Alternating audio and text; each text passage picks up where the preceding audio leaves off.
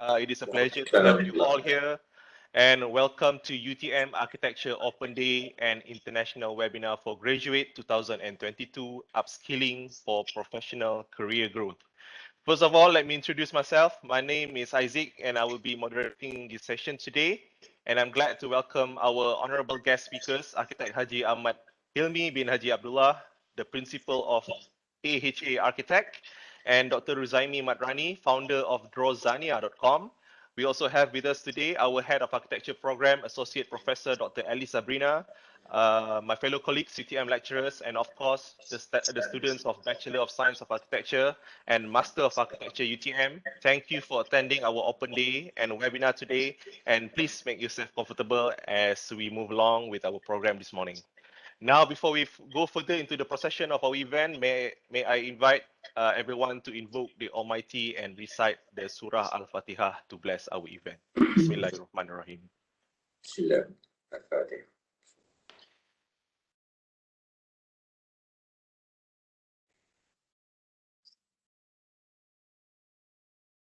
Amin, amin, ya Rabbal Alamin. For your information, today is the start of our new semester, Semester 2, Session 2021 and 2022. And what is more interesting today is that this is the very first time that all design studios from year 1 until year 3 will be conducted face-to-face ever since the COVID-19 pandemic started. And I believe that most of the UTM architecture students are already in campus. Nevertheless, it just happened that our program today, we still have to do it online. It is a much safer way to do it, especially when the number of cases has been all-time high recently. And of course, much more open for other schools or collaborators to join us today. So before we begin, let me explain in brief regarding the procession of our event today.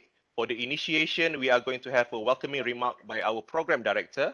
And after that, followed by our webinar by two of our guest speakers invited today, Architect Haji Ahmad Hilmi with the title Upskilling Architecture Graduates in Multidisciplinary Field, and Dr. Ruzaimi Madrani with the title Venturing Art from Architecture as Profession. Subsequently, we are going to have an announcement for the Best Students Achievers and Design Works for Bachelor Science of Architecture, Master of Architecture, and Master of Architecture Offshore Program before we end our session today. Now, without further ado, I would like to invite UTM Architecture Program Director, Associate Professor, Dr. Alice Sabrina for the welcoming remark. Please welcome Dr. Alice. The room is yours. Okay, thank you so much, Dr. Isaac, as the moderator for this morning. Bismillahirrahmanirrahim. Assalamualaikum warahmatullahi wabarakatuh. Good morning, selamat pagi. Salam satu Malaysia. Salam UTM, sanjungan bangsa. Firstly, I would like to warmly welcome both UTM alumni as the honourable guest for today's event, Architect Haji Ahmad Hilmi Haji Abdullah, the director of AHA Architect, and also Dr. Ruzaimi Madrani, the founder of drawzania.com, also my senior. And to both of you, thank you so much, Zillian, for accepting the UTM Architecture School invitation to welcome the new and current UTM Architecture students for the Semester 2 session 2021-2022. It is actually such an honor to have Architect Hilmi and Dr. Ruzaimi in this virtual gathering. And a warm welcome also to the academic architecture staff, students, and all who participate in today's occasion.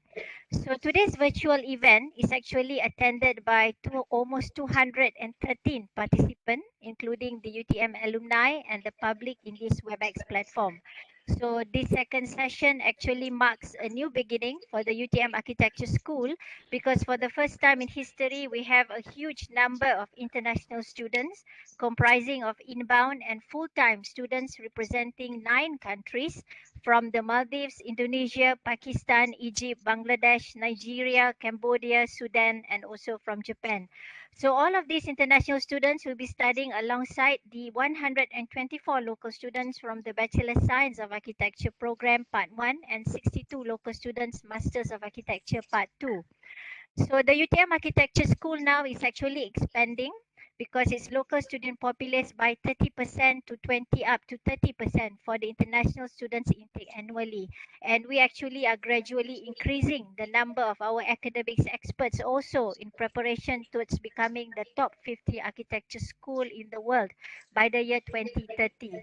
So the UTM Architecture School new vision is actually to become well recognized not only locally, internationally, but also we want to have a lot of collaborations and partnership, especially with the industry, community, and the top prominent architecture school across the 5 continents: Asia, Europe, North America, Australia, and Africa by the year 2030.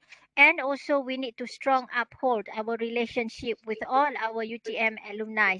So currently, we have signed an MOU and MOA with the top public architecture school in India, Indonesia, and following suit, we'll be signing an MOU and MOA with Brunel University Technology, Czechoslovakia, Walaila University in Thailand, and also the Sheffield Architecture School in UK. So UTM Architecture Program is the pioneer in the country, and for the past 66 years, we have been producing many successful graduates serving the countries in many fields like leaders, entrepreneurs, professional, politicians, cartoonists, and many, many more. And for whom are now our alumni are all located all around the globe. So at present, we have almost about 20,000 architecture alumni from UTM. So in the year 2021, our UTM Architecture School is ranked by the QS ranking by subject as the top 100 globally, and we are the top 1 architecture school in Malaysia, leading at the forefront. So we have the best architecture curriculum and will continuously aim to produce the best among the best graduates as professional architects and leaders for the nation. So I would like to express congratulations and well done to all those new students joining in UTM Architecture School, especially the postgraduate students. So you should be proud of yourself to be selected from hundreds of applicants through an extensive selection process and be given the best opportunity to be in the leading architecture school, which is UTM in the country. So for the current and soon graduating students, the future is very bright ahead. So do your best, and the knowledge that you had gained during your study years will actually prepare you to be an individual with a diversified talent that can venture into many fields of interest apart from being a professional architect. So my last pesanan or my last message to all the students today: be a leader in life, as a leader is the one who knows the way, goes the way, and shows the way. So with that, I wish to thank everyone, especially to all our guest speaker today, which is Architect Helmi and Dr. Ruzaimi. Please support our school and actually look forward to for your talk today. And I wish everyone the very best and good luck. So thank you very much to all, and wabillahi taufiq wal hidayah. Wassalamualaikum warahmatullahi wabarakatuh. So the floor is yours back, Dr. Izik. Thank you so much. Waalaikumsalam. Thank you very much, Dr. Alice, for the welcoming remark. Now, as the event opener, let us enjoy the UTM Architecture Program corporate video and also the official launching for our studio guidebook policy and Sekolah Seni Bina website.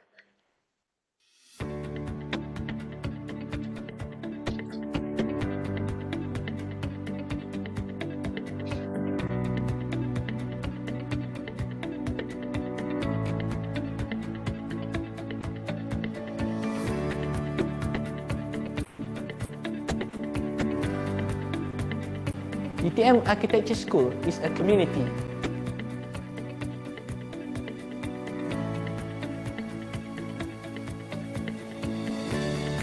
UTM Architecture School is creative.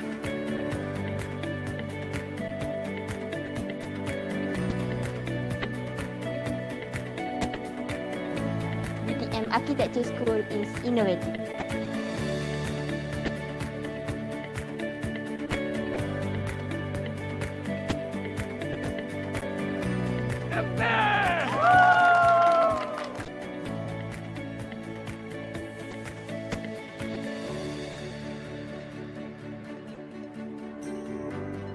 UTM Architecture School is multicultural.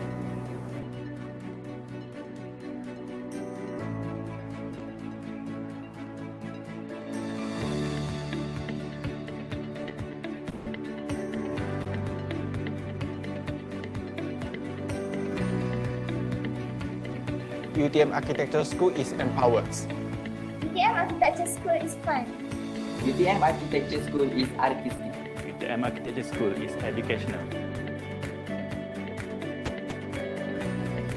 I love UTM Architecture School. I love UTM Architecture School. I love UTM Architecture School. I love UTM Architecture School. I love UTM Architecture School. I love UTM Architecture School. I love UTM Architecture School. I love UTM Architecture School. I love UTM Architecture School. I love UTM Architecture School. I love UTM Architecture School. I love UTM Architecture School. I love UTM Architecture School. I love UTM Architecture School. I love UTM Architecture School. I love UTM Architecture School. This is UTM Architecture School. We love architecture! Join us and be among the best.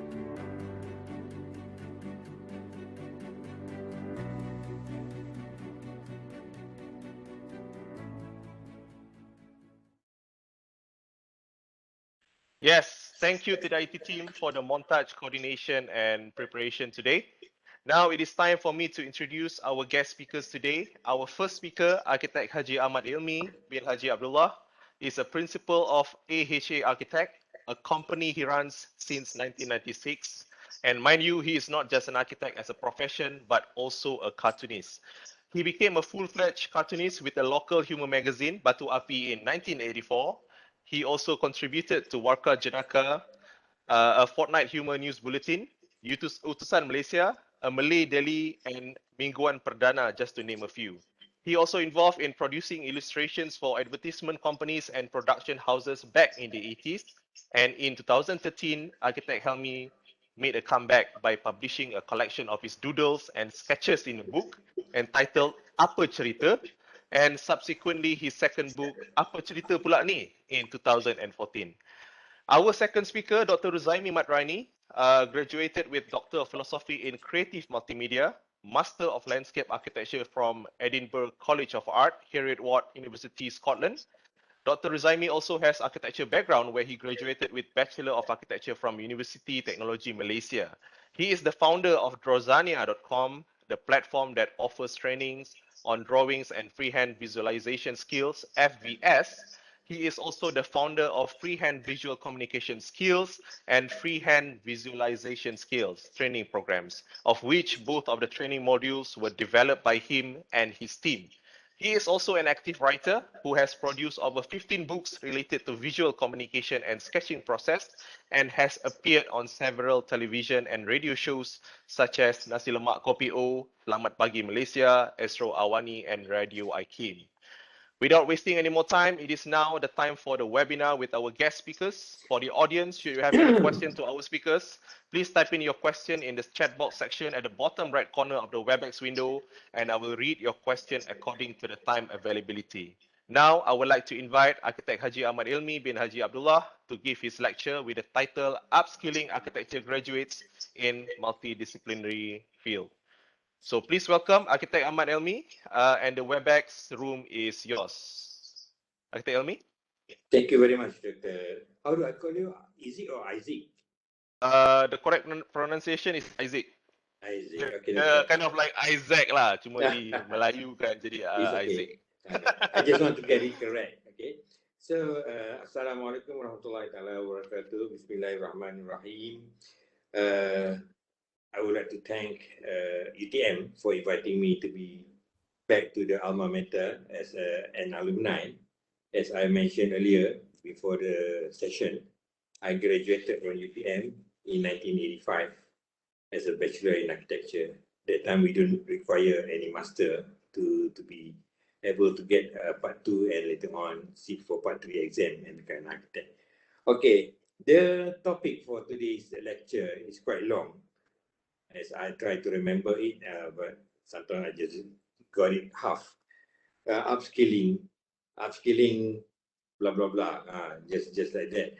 Okay, before I proceed with what I intend to share together with the students and lecturers, which is part of my juniors, super duper juniors in UTM, as I found out, most of them, or all of them lah. Kan. Dr. Isaac, Dr. Alice Sabrina, even Dr. Rosaimi used to be there in UTM as a junior of mine, where I have left UTM in 1985 in Jalan Semara, and then Dr. Zahari, Dr. Sain around, but then Dr. Rashidah is presenting. Just now I saw her whispering, I love UTM, I love architecture UTM, something like that. I've seen that video quite some time back. This is not a new one, kan? But then it's a good one. I think it's very inspiring for new students and students who does not know what to do after SPM. So looking at the video, straight away they want to be an architect, because a profession as an architect is very popular, especially if you notice where drama, Malay drama on TV, and I call it 7 o'clock drama. Most of the successful people, icon in the drama, are architects, even though they never draw. And the latest one, the latest drama that I've seen on TV3, I think, acted by, starring, the hero is Aaron Aziz, Dr. Aaron Aziz. After, I think, 24 episode, then I know that he is an architect also. He never draw, he never sit down and be an architect, only bercinta, yeah? And then do other things, but he is an architect. So, an architect as a profession is very popular among those people. And when people ask you, what are you working as, and you say, I am an architect, so you gain respect from the public, from the people. That is my experience. But if you go around and telling people I am a cartoonist, they laugh at you. Okay? Even though I know Dato' Lat very well, and he is my mentor, Dato' Lat is a very serious cartoonist. When he talks, he always tells serious stories. But inside the stories, there are humors. And he became very good cartoonist by doing serious things. And because of very serious, he became the cartoonist, #1 cartoonist in the Southeast Asia for quite some time until he retired back in 2017 or 18. He called it quits by not drawing with NST anymore. And then he still draw cartoons for corporate and for some special event or assignment by Shell, by Petronas, by Maxis, and just to name a few, which carry a very heavy coins and notes in the pocket, very well paid, nothing below 5 figures. 5 figures, yeah, nothing below 5 figures.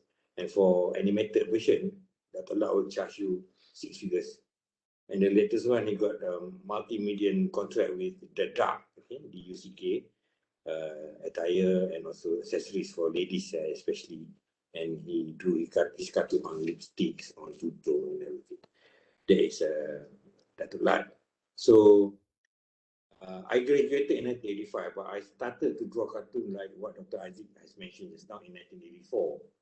1984, my first major cartoon, the full page in 𝒂𝒂𝒃 appeared, as I just tried my luck by sending to 𝒂𝒂𝒃, because I started to draw cartoons since my very young age. If I were to tell you my history background, I didn't plan my speech today, but I will talk about something which is outside architecture alone, meaning to say this is the way we have to upskill our ability, not just concentrating on architecture alone after graduation. Because when you graduate as an architect, you are bound to be together with all the architects around the world.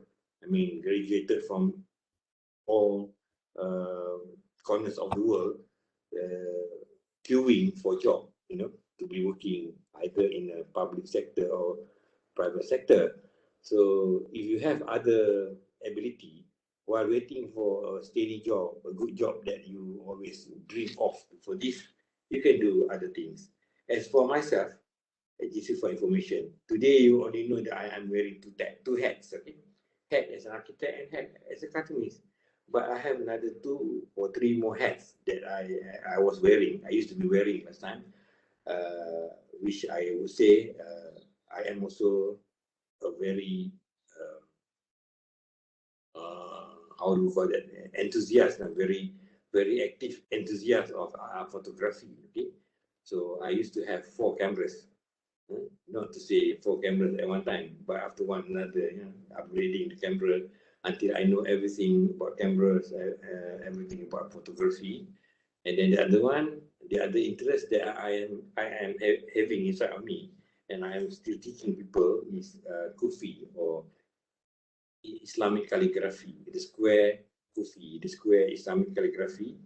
Not every calligraphy, but only 𝒂𝒑.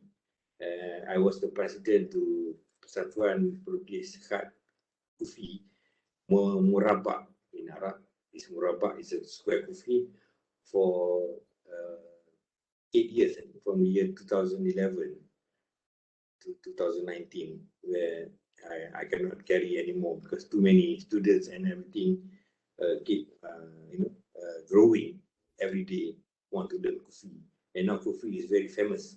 Everywhere you can see 𝒂𝒑. Before this, people ignore 𝒂𝒑, but the 𝒂𝒑 is a very geometrical kind of thing, which is very much related to architecture. Okay? Most architects, my fellow friend, Hamdan Jamal, also using calligraphy, 𝒂𝒑, as their logo. My logo is some sort like that, but then it is not really 𝒂𝒑. Looks like 𝒂𝒑. This is okay. Since the slide is on, this is my long drawing. I call it. The drawing is 6 meters long, which is 20 feet long, which I drew in 3 years. Not every day, but then bit by bit, and I continue until the length is 6 meters. So it's a seamless kind of cartoon representing a few era in the kampung back in before independence, during independence, and after independence. So it's a 40 years kind of affair. It's being put into one piece of drawing, which is very long. And then this drawing was nominated to be sent to the Malaysian Book of Records, but I refuse to send it now because I know that somewhere outside there, 6 meters is not very long for them to just, after I send mine, 6 meters, they will make 6.1 meters and things like that. So I thought of doing another 2 or 3 meters.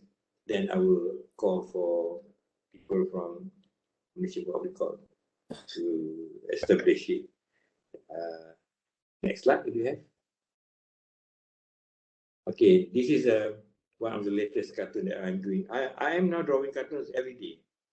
Since PKP, since MCO, I have much time sitting, doing nothing, rather than, watching movies or watching YouTube or talking to people, chatting in WhatsApp and whatnot.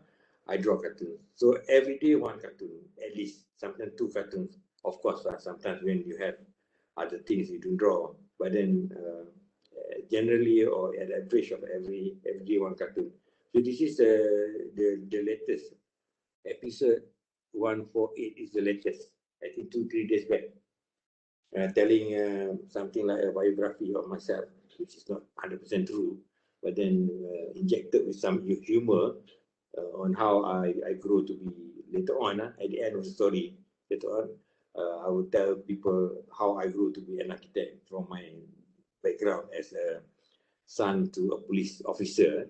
My father was a police officer, not really officer, but police mata-mata, constable, police constable, and then they have faith in me, and they wanted me to be somebody. So when I told them I want to be an architect when I grow up, I proved to them that I have been an architect just on time. Not delay and whatever, not because my first year to 6th year studies in UTM was never no hiccup. No. That's last time they have repeat years, repeat years or refer paper. I gone through very smoothly until I graduated in 1985 as a bachelor in architecture. So after that, I didn't work right away because recession.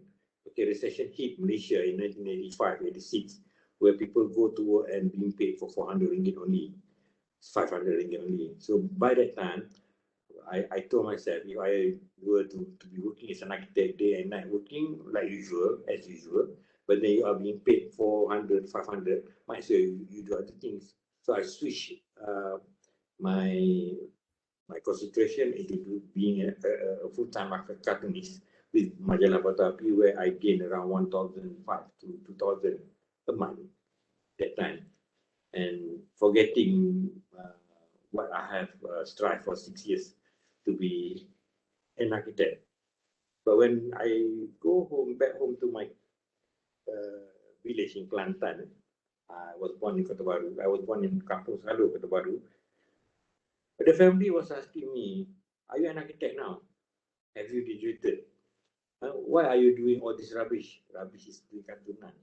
Because at that time, I was so popular among the school children and also the youngsters when I drew for Majalah 𝒂𝒂𝒏𝒊𝒂. Majalah 𝒂𝒂𝒏𝒊𝒂 is just like 𝐔𝐫𝐜𝐜𝐜.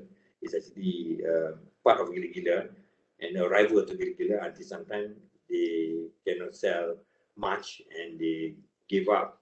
But then the creator for 𝒂𝒂𝒏𝒊𝒂 was the creator for 𝐔𝐫𝐜𝐜. So when I told them I am a cartoonist now because working as an architect, tak boleh cari makan, you cannot make a living. That time, okay, 1986. But then I have to remember that I have to get married because I have a girlfriend at the time. So my in-law to be was asking me, what are you working as at the moment? And I dare not tell them I am a cartoonist, I want to marry your daughter, because maybe I will get rejected easily. So I said, I'm waiting for my work. While waiting for my work, some cartooning, drawing cartoons. That's how people look at cartoonists. But then when you look at Dato' Lat, when you go to Dato' Lat's house in Ipoh, in Taman Golf, you will see what it means by being a cartoonist. He is rich. He got so much money. Okay, he got everything he wants. And then now, even when he already retired, people still come and give him assignment that can turn into good money. But to be a Lat at this kind of situation, to be another Lat is very difficult because Lat suit for his time, suit for his situation, being a cartoonist, and later on being a well-known cartoonist in newspaper times and sell books very well. But if somebody like him, as good as him, try to do something like what he did in, I think, 20 years ago or 15 years to be exact, they couldn't achieve it because now time has changed, taste has changed, the way people, the industry also changed. You are not reading material from the bookstore anymore. Mama at tepi jalan also not selling newspaper anymore. And when you sell comics, the sales is not very good anymore like before. But then as I started in 1985 to be a professional cartoonist, I was being carried away and I sort of forget that I am an architect. My father, my mother spend money for me, buying materials, every month, being an architecture student, you have to have a lot of money. If you are really poor, you cannot buy even a technical pen. Then it's very difficult for you to study architecture at my time, last time. Now it's different, totally different. And I don't want to touch on this one. Maybe other people with different topic later on may touch on the difference between the previous time architecture and now. Because I made some talk, or rather speech, with ML publication to YouTube, TikTok and everything. He invited me. So I did talk about this already. And if you search in the YouTube, you can find Hilmi and ML Studio. I think maybe some of you have gone through and listened to what I used to be saying. They want to Most of them are spontaneously, not planned. When they ask question, I answer. But they delete the part of asking question. They just give my answer as though I talk smoothly, seamlessly, and no comma, no full stop and everything. It looks like that because of editing techniques and everything. So those people, the youngsters now, knows about this very well, leaving our the old chap like me and some of us here very far behind. Okay, next slide if you have. This is a newspaper cuttings in the Star during MCO. The bright side of life is what I was doing with my cartoon, not just draw cartoon as a cartoon to be read, this cartoon to be used, to be worn, and also to be merchandise. Okay, I have tiffin of my cartoon printed by one company, and they sold the tiffin by giving me some commission. I have also scarf, tudung by Bell House, 4 design, 4 colors, printing my cartoon on it. I have poster for dreams. I have mark. I have writers and everything using my cartoon. Even though it was not planned earlier that cartoons can be changed or turned into merchandise. But this article here in the Star, I was telling what I was doing with my cartoon. Next. So this is the long drawings on the left-hand side, the third time continuation. The first one is the middle, second one is the right, this is the third one on the left. So this is how I do it manually, manually, because an old-timer like me, I am very slow with digital. But now, it's already 1 year, I never know how paper and pen looks like anymore. I've been using the digital by using iPad, just learning and a lot more to learn. Next. Okay, sorry. Go back to the previous slides. This is just showing you my entrance to my office, which got fired last 2 weeks.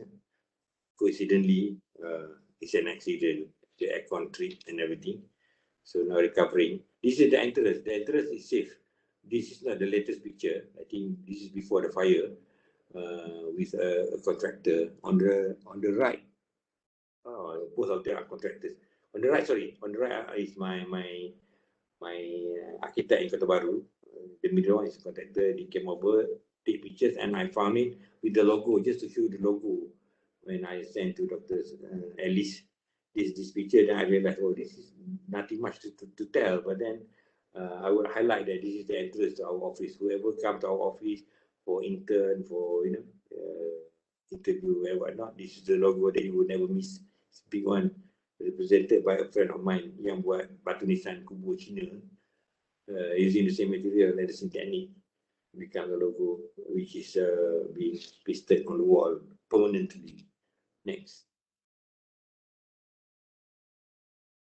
This is a caricature of me drawn by a very famous cartoonist, the late Allahyarham AIE. And not many people he drew, and I was so rasa bertuah to be drawn by him when I got my tokoh cartoonist to 2020. So he presented this to me as a gift, as a present. Congratulate me for the title. The title is a recognition by Persatuan Katolik Malaysia and also Kementerian Multimedia (MCMC) by presenting this to me, and I draw my caricature. Not many people he drew. I stress again, so I feel so proud of this, and that's why I show you. And this will appear in my next book. I think next month. Next. This is just showing how busy we were in the office meeting room. This is my AHA architect meeting room before the fire. After the fire, everything gone black with the smoke and everything. Okay, next. This is my mentor, Datuk Lai. Coincidentally, our blazer quite the same color as one uniform. He said, "You are wearing uniform, Datuk Lai." No, different color, but then it looks like the same. This is when we met in one occasion where people invited us to be speakers in a dialogue, Datuk Lai and me, and a moderator. I think it was done in Aswara near Masjid Negara. It's an Institute of Seni Warisan. Next. These are keluarga 𝐻𝐴. Last time we used to be calling them warga 𝐻𝐴, macam warga Johor. But then we later on when Datuk Sri Ismail Sabri is the Prime Minister, we use the word keluarga 𝐻𝐴. Partly, not everybody in, and some of them has left before before MCO, and after MCO also ada yang dah berhenti kerja and buat kerja lain, become rider, etc. Just joking. Okay. And then Dr. You recognize Hakim, Dr. Isaac, your junior, and on the right, he was working with me also. Okay, next. Oh, no more. We have more slides, maybe from the beginning. No, this is not supposed to be. These are the books. 1, 2, 3, 4, 5, 7 of 9 books that I have penned. I have 9 books. None of the books are on architecture, but then all are the collection of my cartoons. But if you go through the cartoons there, I injected most of the architecture knowledge and also what we call that ilmu that I've learned, I gained in UTM into my cartoon, which made them better than any other cartoons in Malaysia, inshallah. But then if you notice, if you also realize, not just me, an architect being a cartoonist, because we have an international name, 𝐻𝒑𝒂𝒃, a Mad magazine cartoonist. He also graduated as an architect, but keep on drawing cartoon, never stop until now. He is now around 90 years old, dekat dengan Mahathir's age. And he still drawing cartoon. If you notice, cartoon bisu and also the small cartoon at the frame of a man, drawn by 𝐻𝒑𝒂𝒃, a Mexican who migrated to America with a very little knowledge of English. That's why they draw cartoon without words. Draw cartoons and people look and laugh. You know, we call it cartoon bisu in bahasa Malaysia, and in English it's supposed to be what I can't remember. But then there is no words, only pictures. Even when they are thinking, also the bubble also they draw pictures or cartoon just to describe, not by writing. So later on, I found out because Aragons has a very limited vocabulary and hardly can speak English, but he can understand a little bit here and there. That's why he works in Mad magazine as a cartoonist, but then he cannot be an administrator like other cartoonists. So, but he is a successful cartoonist. In Malaysia, we have at least 3 architects become cartoonists. If you know, Ahmed Asta from UTM is an architect now, practicing as an architect. Cuma maybe tak ambil part 3 lagi. Nick Wafdi in majalah Ujah and Apo is also an architect. And then a few more. Manggis is also an architect. And then I can remember many young talents study architecture and later on draw cartoons. They want to be like me, you know. Me, not M-E, but M-I-E. That's my name. Okay, so if you know to do something else, you enjoy doing it and get paid for doing things that you like, it's something that you shouldn't ask for more. And my guru last time, my ustad, once told me that if you want to do something that you like, do it. But if they give you money, then do it more. So I hold to that some sort of like advice from my ustad. And when I told Datuk Allah about that, he said, you are very lucky because you have a very good ustad, by saying that. So I think what I'm doing now, partly, is because of his advice. So when I realized that architecture, after I graduated, after I practiced for 25 years, 25 years or close to 30 years, I have done a lot of things. I didn't bring the portfolio of my architecture office here today, but then I've been through 30 hard years to be an architect, to be a principal to a company of, at one time, we have 35 staff, 35, close to 40 staff, plus people on site, around 40 staff, which overhead of 200,000 ringgit a month. And it's not an easy thing to do. So by that time, I have stopped drawing cartoon for a while, just to concentrate on my architecture office and my work. Of course, my client. I don't want them to say, draw rumah aku menjadi kartun. And that is what quite a popular remarks I got when some people knows later on that apart from being an architect, I am also a cartoonist. Okay, and then leave alone the photography and also Kufi, because that never do any obstruction into my movement of architectural practice. But then it sometimes helps when it comes to the time that I have to take some photograph of the site of the building that has been completed. So I use my tripod, I use my lenses and everything, and produce good photography. And when people ask, who took photograph for you? I say, I did. Oh, you are also a photographer. Well, I feel so proud to do that on my own. And also when I do masjid and also surau, I apply the kufi kind of thing. The biggest one that I have applied kufi, which covered I think around 1 million square meter area of kufi, being covered by kufi itself, is in complex Tabung Haji, KLIA.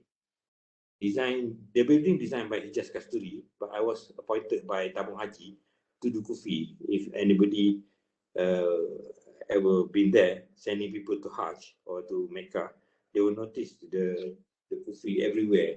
Too many sometimes. That is my comment. That was my design. And then I am proud to be associated with Hijaz Kasturi for the kufi design. And I think that is the biggest kufi in Malaysia. I mean, in terms of floor, in terms of square area, for the there are so many types. They do it for van block, they do it for sticker on the glass, for signage in the toilet, entrance, door, direction and everything using kufi. If you were there, you will realize it. Please, especially the student, you want to learn about kufi, if you like, can have that place to be your reference, one of the references. Okay, and then apart from kufi and photography and cartooning, I also do many other things which I don't have to mention it here. But upskilling can occupy your time and can make you busy most of the time. When you are busy, when your time is occupied, what else you are asking in life, kan? So I think if I were to tell everything, I won't stop it until late evening today. I might as well stop now. Just proceed with the slide that you have first. This is the cover of my second latest book, Imbauan 3, Imbauan 3. Imbauan is to flashback. Most of my cartoon, the genre is to tell people about what had happened 10 years, 20 years, or 30 years ago, and that the people who live now sometimes miss what we did earlier by playing, by doing our living, by working for our life and everything, and portrayed in a single page cartoon in bilingual, Malay and English. So those who are not from Malaysia and does not understand Bahasa Malaysia very well, we have an English English translation. Okay, next, the slide install. This is the one that we have touched for the long drawings. I think that's about all. Dr. Dr. Isaac, I takut nak sebut salah. Dr. Isaac, that's all that I am ready to answer any question if they want to ask me further, so that I can on the scope of my talk, because it is very wide topic, very general topic to talk about. So many things can touch on. So I think it's a Q&A, question and answer. Doctor. Oh, okay. Thank you very much, Architect Helmi, for the sharing. I think it is an inspirational journey from our guest speaker today. Impressive drawings and cartoons. Rasanya boleh panggil production team untuk buat animation lepas ni. InsyaAllah boleh. So, InsyaAllah boleh. So the takeaway from this sharing session is that we can see taking architecture doesn't mean you have to let go your other passion. You can develop your other passion and make it part of your profession and also your personal development. Architect Helmi is not just a successful architect but also an accomplished artist. So thank you again, Architect Helmi. And okay, I can see there's a question from our director. Okay, Architect Helmi, how do you balance life between being a cartoonist and an architect? Before I answer, which director you are talking about? Our own director, Alice Sabrina, Dr. Alice. Because maybe other people also want to call themselves a director. Okay, Dr. Alice, how do I balance time?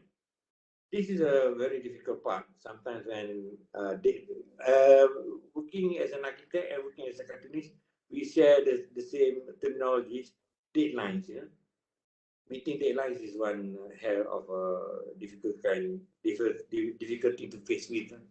When they have a clash deadline, then it's very difficult for you to segregate time. But I used to tell people when they ask me what I'm doing, when I go to hospital, the doctor asks me, Pakcik buat apa? So I told them, architect by day, cartoonist by night. And the doctor looked at me, and this pakcik ni betul ke tidak dia cakap kan? So I was about to say I do architecture, and at the same time during my free time I do cartoon. You just know know how to program yourself when you are free. Free meaning to say, as an architect, a lot of architects here, they don't really understand and realize what is free time. Never have free time in their life, because free time means sleeping, and like it or not, kan, you tidur. Jadi kalau tak tidur tu tak free, memang tak free. So you must know how to plan time, Dr. Sabrina. That is better. I think my answer, rather than to say architect by day, cartoonist by night, kan. Okay. Any more question from the audience? Okay. It's okay. I can see that we don't have any more questions coming from the audience yet.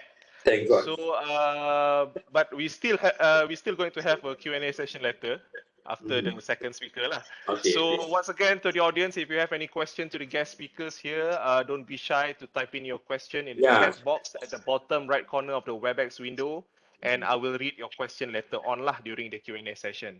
Okay, Architect Helmi. Mungkin don't be frightened, jangan takut. Belum panas badan lagi ni rasanya. Okay.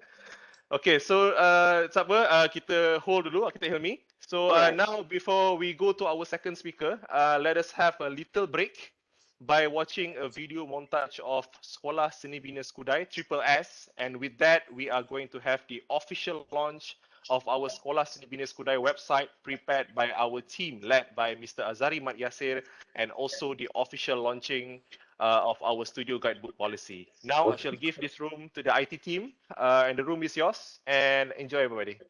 Okay, thank you.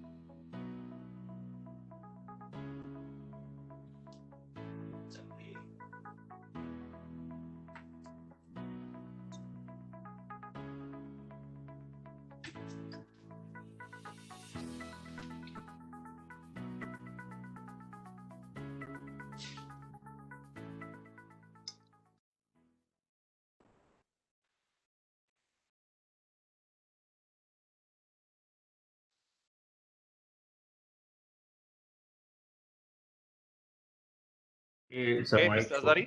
Yeah. All right. Thank you, Dr. Izik. Assalamualaikum warahmatullahi wabarakatuh. Just now, we've just had a short introduction video that we've done showing the website, our new website, sss.utm.my, and also the guidebook. So right now I'm going to explain just a little bit on what we have done, and that this thing is actually something that is going to be a permanent feature for our school. So if you can see here, this is our website that we have continuously constructed since I think about a year ago. Basically, we built this slowly, step by step, trying to figure out things that have been working for us and those that couldn't, and we try to showcase as much as possible to show to people what the school is all about. So here in our website, which is sss.utm.my, stands for Sekolah 𝐶𝒓𝒂𝒃𝒍𝒆. That, by the way, is actually the name of the website. Okay, it's not the name of the school yet. All right, but we are trying. We're trying to get SSS to become our official name. That's another matter. We have not get to that part yet. So for now, SSS is the name of our website. So a few things that you might want to look at, especially for the guests, are the latest works. So these are the BSc Arch exhibition, portfolio exhibition from previous semester, and then we have also M-Arch and also 𝐻-𝒂𝒂𝒃. So if you can look at the tabs, these are the sites that we are currently showcasing all the works from our students. So anyone who wants to view our students' work, you to view.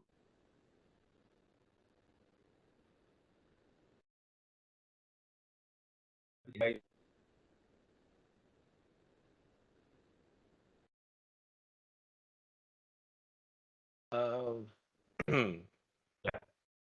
So one of the other important feature that we have here is the guidebook. So this one is something that we highly recommend for the students to actually check out. Basically, the guidebook, it consists of our policy and procedure for the entire UTM architectural design studios. So for all students, you are required to read all the 78 pages of but because you know the problem. For example, if you're talking about if you're worried about whether you can pass or you can fail, or what are the situations which can fail you, you can find it here in this particular book. And you can also see what are expected in the studio program. So for example, here in the studio, we have design project. What is a design project? What is a crit session? What kind of crit sessions that we have? What's the difference between open crit, interim crit, and test crits? And all these weird terminologies are now being defined clearly in this particular book. So, for example, you might be going for a trip. What kind of trips in our architecture program? So we have site visits, trips, we have case study trips, we have special trips that we organize, and so on. And then we also have the definitions for studio assessment, which is very important for the students to know. In the design studio assessment, there are many ways of assessing. I think all the lecturers here are very familiar. We come from different backgrounds. Some people come from American schools, some from European schools, some from Australian schools, some from other countries. So everybody have different assessments, way of assessing students' work. But here we define how UTM Architecture School sees the assessment system, and it might be different even from other schools such as UITM, USM, UM, and so on. So students are very much advised to look into this book, and also you can see the rights of the students, rights and responsibilities. What is your right? What is the lecturer's right?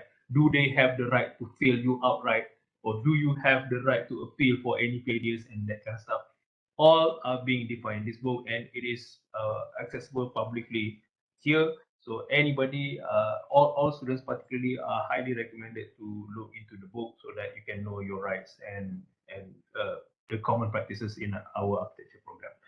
So that's the brief introduction of the website and also the guidebook. And we also have other features. For example, we are currently building the thesis list where you can see all the theses that have been produced for the MArch since 2014, where we have all the students, all the lecturers, and in fact all the topics. Eventually, all of these topics will be clickable, so all of you can actually look into, for example, here Muhammad Rashdan bin Abdullah graduated. I think this one was done in 2015-2016 semester 1. His supervisor was architect Samsi Abdullah, so we know that the site is in Johor, and the project was residential village, and the topic of his thesis is estuary Seletar. So at the moment, these are just listing, but it is a good start because all of these documents are already in our Pabu library. So for anyone publicly who wants to look into topics or sites or the students' work, or probably works by Dr. Tarif, supervised by Dr. Tarif or Samsia or Dr. Khairul and so on, you can find them in this list. So now it makes it much easier for you to do precedent studies. So you don't have to look for, it's much easier for you to look for previous students' works, at least as far back as 2014. So hopefully students use this as much as you can. We will continue building this and hopefully try to get the best outcome possible for the students. So thank you very much. I return this back to you, Dr. Zik. Okay, thank you very much, Mr. Azari, for the briefing, and congratulations to Jabatan Seni Bina for the official launching of the Studio Guidebook Policy and also 𝒓𝒄𝒄 website, Sekolah Seni Bina Skudai. Now, I would like to invite Dr. Ruzaimi Matrani to give his lecture with the title Venturing Art from Architecture as Profession. So, Dr. Ruzaimi, if you are ready. I can see Dr. Ruzaimi is smiling there, and probably he is ready. So please welcome Dr. Ruzaimi, and the WebEx is yours.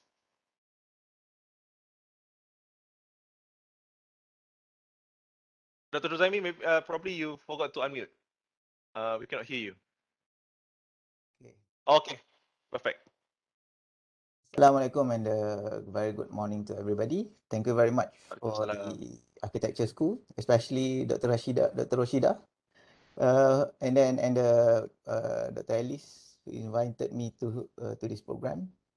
I left the school in 1999. It's a long time ago. I think I have the same background with AR. What just now? Me.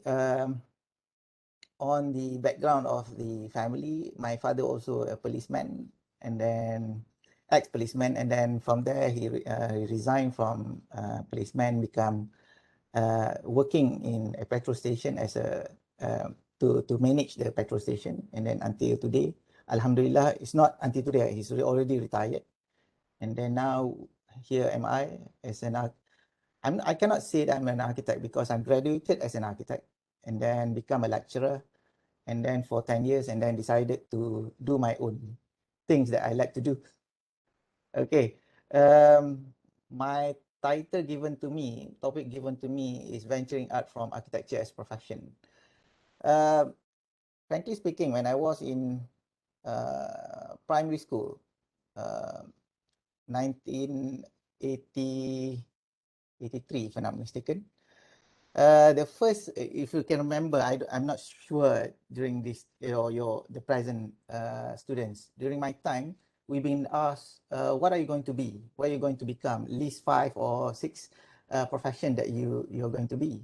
So I still remember when I was in standard 1, the first profession that I wrote is become an architect.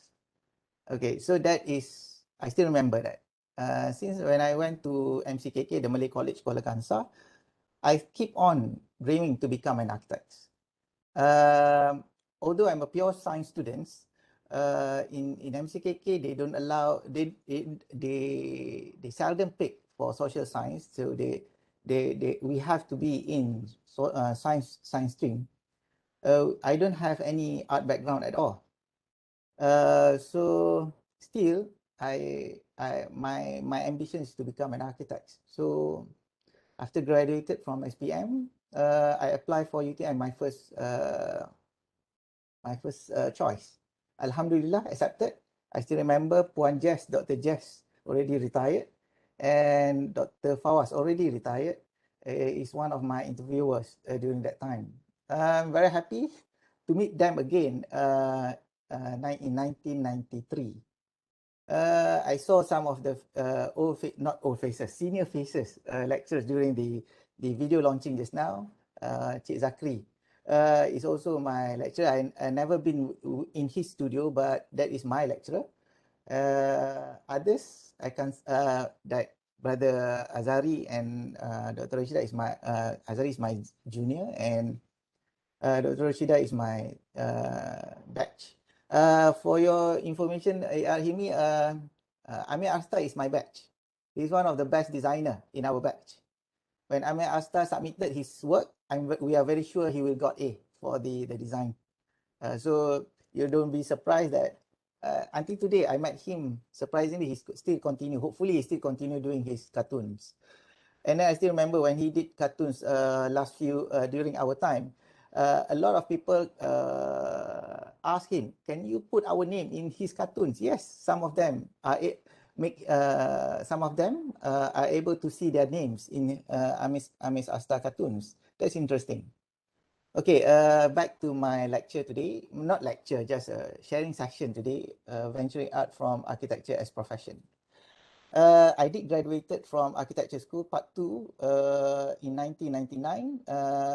Same with A.R. Hilmi. I don't have any extension period from first year until 6 years. Straight away to graduated. Alhamdulillah, with flying colors. Although the design is not very well done, that I still remember. Yes, I graduate. I've got part 2, and then I got an opportunity for practice. During that time, we've got 6 months practice before we graduate. During that time, I decided architecture is not. I don't want to become an architect. don't get me wrong on this agenda. Architecture still today, until today, I love it very much. Interesting about architecture profession is if I decided to practice art after this, I can do practice. I just need to register back with the pertubuhan, then hopefully they allow me to practice back.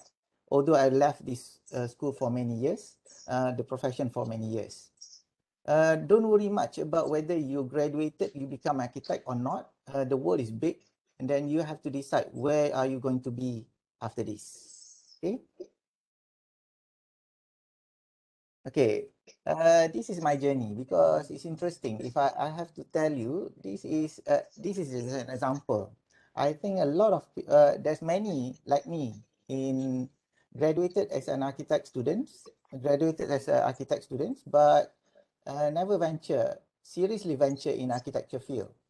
I graduated 1999, and then from 1999 2009, I became a lecturer in many different in University Islam Antarabangsa, International Islamic University.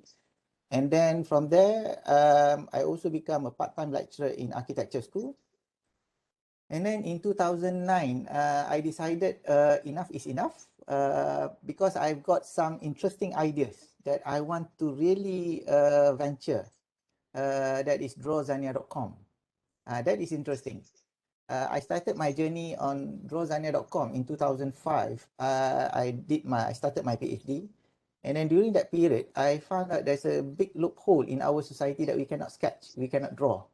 And then that is not is for designers alone, but for others. So in 2009, I decided, why not? If I resign, I create my own platform, then I can venture on that.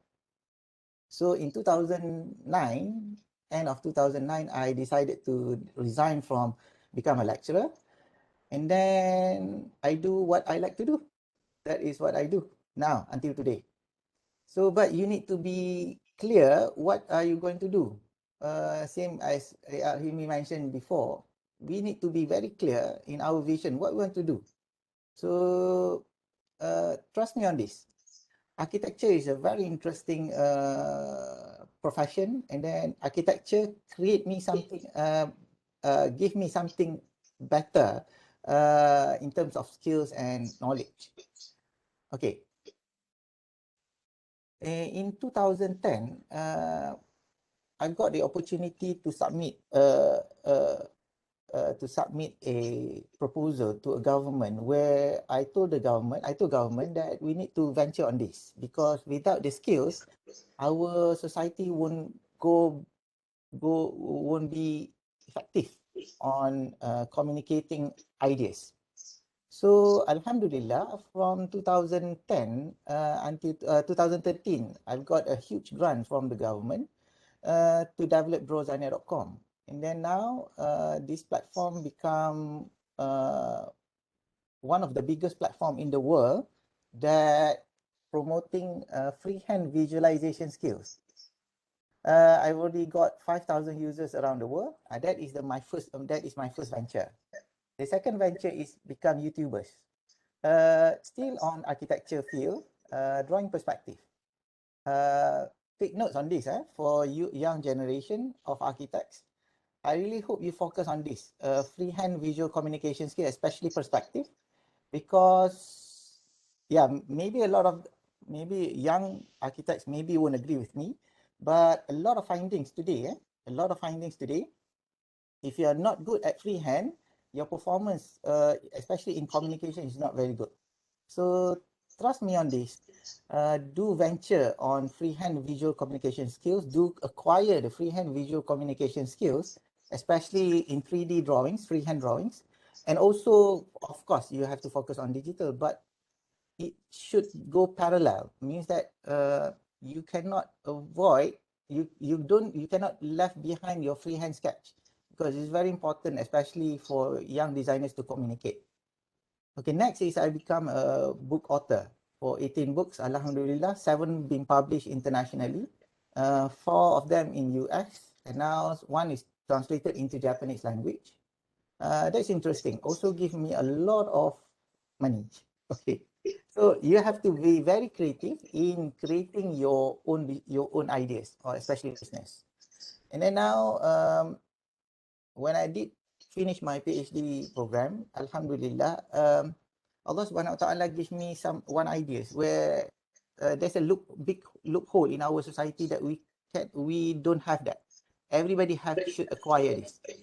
We call it freehand visual communication skills program and freehand visualization skills program. A lot of people question me, what are you doing with corporate? Now I'm train corporate people on drawings. Best, best that when you have the ability on drawings, you can train corporates on drawing, focusing on communication. Last but not least is to create your artworks. This one is interesting. This is what we call long-term investment. I started this. I have to thank Dr. Fawaz. That is my guru, Dr. Fawaz, Dr. Saifuddin Abdullah, and Dr. Mahmud, and also a few others. This is the three main persons who pushed me to the art scene. Especially Dr. Fawaz. I still remember when I was in 4th year architecture, he asked me, we have a subject called competition subject. So Dr. Fawaz gave me a handout. Ruzaimi, why don't you enter this program, this art competition? If your work exhibited, I straight away give you A. Because I asked him again, why Dr. Fawaz? He told me that if our works been exhibited, you are at the national level already. So what I did was I sent an artwork to that competition. Alhamdulillah, my work being exhibited. We call it Bakat Muda Sezaman, national level, exhibited. And then I still remember one of the judges is Arwah Sheikh Jamal. I was very happy with that. And when we listened to, when we... On the way kahwin lah ramai. When ramai ya. Memang ramai gila dia kahwin. When Dr. Fawaz heard that my work being exhibited, he's very happy with that. Then yeah, until today, I still doing my artworks. Okay, I just will give you an I will explain it later. We continue. This is a concept on venture art from architecture as profession. You have to remember, architecture knowledge and skill is just a little tiny dot of that knowledge and skills for human professions. You have to agree upon that. Because why? We are not living alone in this world. We have doctors, we have managers, we have property agents and what everything. So you have to remember, if you want to venture beyond architecture, so you need to be very creative and innovative and to serve the world. So that is interesting. You not only serve Malaysia, you have to change the paradigm. This one is about paradigm. I still remember when I was just graduated from UTM, I met with this Professor Arwah already, Professor Chandran Jasharun. He's an author of interesting, he's an historian and also an author of many books. I did ask him, Prof, can we work together? During that time, it's a millennium. I still remember in 1999, I would like to sketch about 2,000 sketch of Kuala Lumpur, and then Prof Chandran will become the author. And then we did a discussion, and then Prof asked me, Ruzani, what is your target market for this book? I told Prof, the target market is Malaysia, Prof. Then out of that, Prof said, what are you, Ruzaimi? We have changed our paradigm. We have to change our paradigm. We are no more Malaysian level. We are international level. So since then, when I do anything, I always focus international level, not Malaysian level anymore. So that's why I give you this world view, this world picture image is when you want to venturing into art or whatever profession beyond architecture, you need to focus on to serve the world, not Malaysian alone. I know that, I noticed that Dr. Alice just now mentioned that there's international students. Yes, you are very lucky today because you have international friends. Then you can connect them with a lot of things that you can do after this. That is about that. Then we continue again. And then you have to remember, architecture. Interesting about architecture is about art and science, not art alone, because architecture is about art and science. That's interesting, our profession. We can either jump into science, purely science, or we jump into arts. What I did was, I don't jump into arts because I think art is a huge thing to do. So what I did was, I still keep on doing here. I'm still here, focusing on art and science. Remember just now, I mentioned that I have two training programs that I founded. We call it Freehand Visual Communication Skills and Freehand Visualization Skills. Actually, that program is focusing on art and science, not art alone. So that is what I'm venturing in. But when you want to venture into art, you have to remember, as an architect, you have that another science background. So that is interesting. You can use your science to venture into art, to become more your profession become more interesting. Okay. Okay, just to give you what I achieved so far, at least you get some ideas. Some ideas. If I don't want to become an architect, if I graduated, you can proceed with your profession. Maybe after you want to have a break, then maybe you can think something from here. Okay, just now I talked about art collections. This is my art collection. I put it in sachiart.com. Sachiart is one of the for a mature art like a mature artist like me, a mature artist like me, to put my artwork here. They don't charge us. When they sell the work, they will charge us. That one is interesting. So you can start your journey today. You can start your journey today by putting all your artworks there. Can you imagine once you graduate, you have a lot of followers, then you have a lot of income from here. Then you can think twice whether you want to proceed with the architecture profession or not. Or if you want to continue with architecture profession, then this is become your part-time. So keep collect your artworks. I'm very sure architects can do artworks. Architects can do artworks. Okay. Terus terang, I'll be frank here. When I was in first year architecture school, okay, during my study, I thought I can draw very well. This is interesting. Because I'm also a science stream student. I don't have art background. So yeah, maybe I think I have the gifted skills. When I did enter this school, UTM school, first architecture, first semester,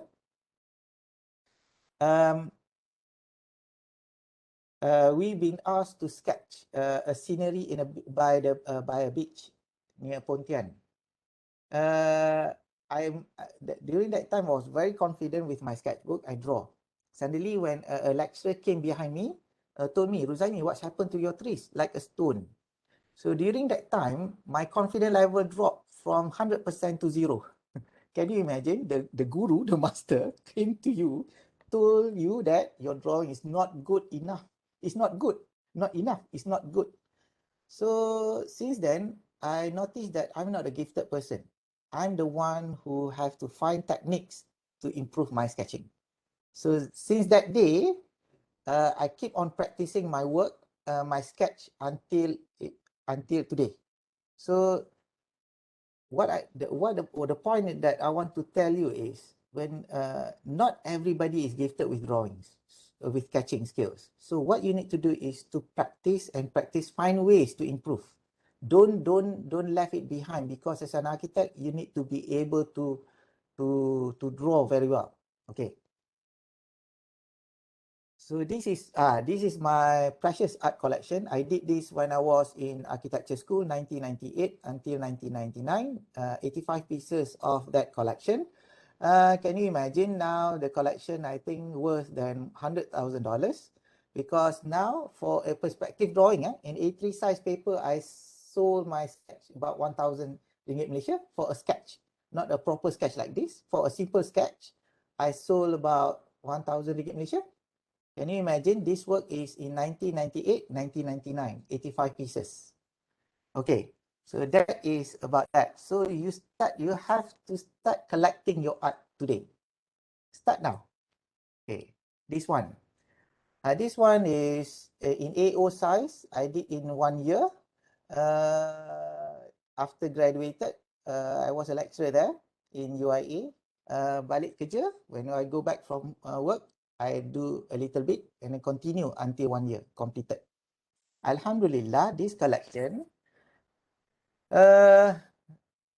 if you know this, Duli Teramat Mulia yang di-Pertuan Negeri Sembilan received this collection, this artwork, but it's a printed version, not the original, still in my house.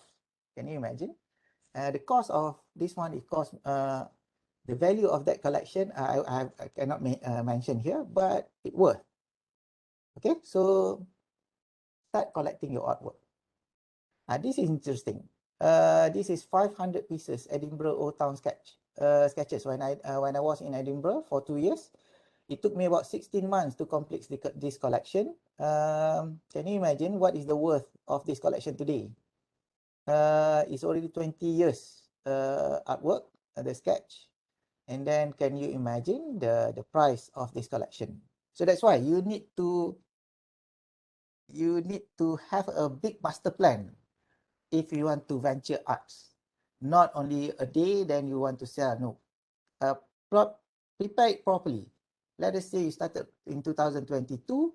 You decided to hold it until 2042. Then you imagine what is the price of this collection. Okay? It's already in the newspaper in 2000 something. And then it's also already in an Edinburgh magazine. So I'm waiting for somebody asked me the price of this collection. Okay, now that one is about art collection. Now it's about 𝑑rawZania.com, made in Malaysia for the world. Interesting. Everybody is busy talking about digital. I'm busy promoting freehand. Interesting, eh? Everybody is busy talking about digital. I'm busy promoting freehand. Based on my study, my PhD on visual impact assessment, based on my study,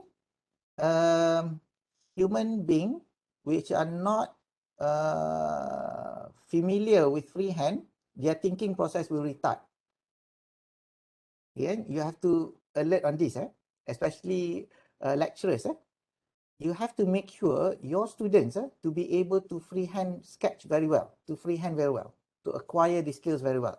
Because if you want to become a world-leading school of architecture, one of the criteria must be freehand. It's not digital. Trust me on this. You may research on this. Why kids should draw more? You type in YouTube, why kids should draw more. The video been produced by 𝑒dutopia.org. The findings, their findings is very interesting. If students are able to draw, their thinking process become twice faster than those who can draw. So that's interesting. So that's why I did table this to our government, Malaysian government. They really support this idea. Alhamdulillah, I've got a huge grant to develop this 𝑑rawZania.com. And interestingly, this program, 𝑑rawZania.com, been used by many countries around the world except Malaysia. So I really hope that something, I try my best to promote this to Malaysian, but the powers is them. Hopefully, I can reach my target that Malaysian can, or Malaysian and also the world can reach this agenda. Okay, this is 𝑑rawZania.com. That's why in this title, asas komunikasi visual, not seni, but we call it communication, visual communication. This is award that we won during the process. This is the feedback from people around the world. Interesting, eh? This program.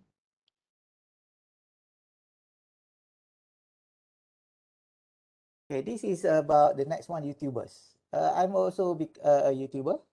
I started in 2009. Until today, I've got 37,200 followers around the world. Now is I just checked in my channel just now, 37,300 followers around the world. This is a long-term investment because YouTube gives us income, continuous income. So can you imagine in 2040 or 2030, I've got about 1 million followers. What will be my income? So that is another interesting venture that you can, as a student, can venture. If you don't want to run away from architecture, do focus on your architecture profession. Like there's a lot of YouTubers who are talking about architecture. So you may start creating a channel talking about architecture program, architecture things. This is about my book. I've got 18 books, 7 published published internationally. Interesting, there are 4 books here published in US by Rockport Publishers. This is a big publisher, and then 1 being translated into Japanese language. Okay, you have to remember this. You need to be firm in whatever that you do. When I started this book, Sketching Masterclass, people asked me, Ruzaimi, why are you going to write books that already in the market, that already have a lot in the market? I told them my book is very special. They don't believe me until my book published by Page One. Then everybody believed me. Then the reason why this book is very interesting is this book, this one, Sketching Masterclass, is a book that I explain the simplest way to draw 3D perspective. So from this book, a Japanese publisher noticed this book he translated into Japanese language. Can you imagine a Japanese publisher?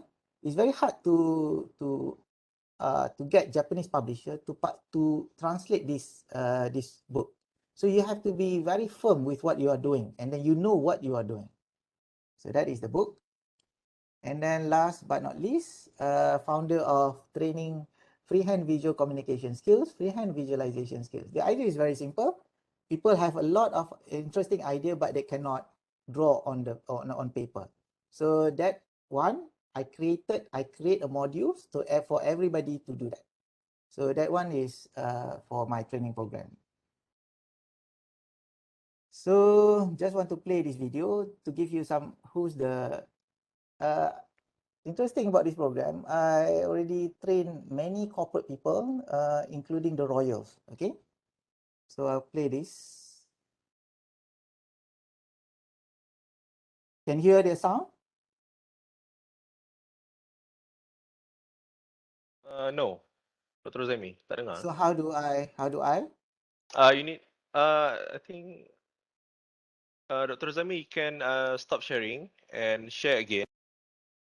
Stop sharing. When you are sharing, there's a window, or at the top right corner, there's a option for automatically optimize for motion and video, and then there's a speaker button over there. You have to click on.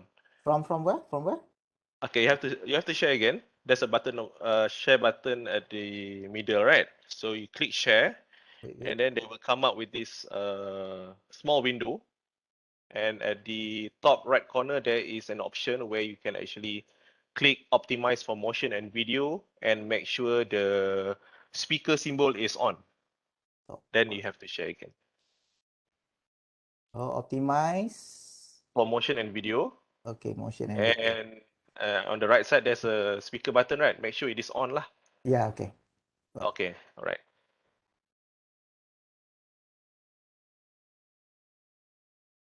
Just give you some ideas. From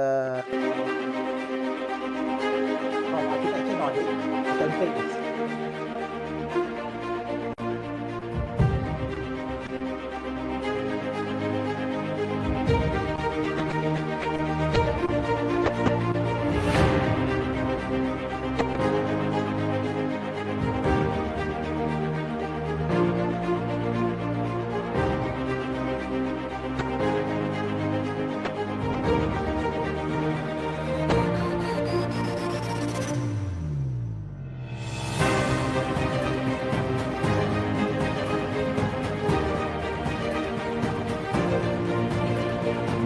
Kita kena buka minda kita untuk terima.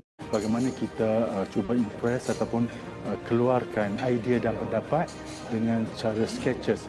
Dengan cara yang lebih mudah untuk difahami oleh orang ramai kalau kita membuat sesuatu presentation dalam mana-mana event ataupun apa saja dalam kehidupan seharian kita. So saya rasa kursus ini sangat bermanfaat bagi semua, terutama sekali bukan saja kalau bagi guru, apa saja bidang profession yang anda lakukan. Dia sangat memberi impak yang besar kepada diri kita sendiri dan juga kepada siapakah kita punya klien yang kita akan serve.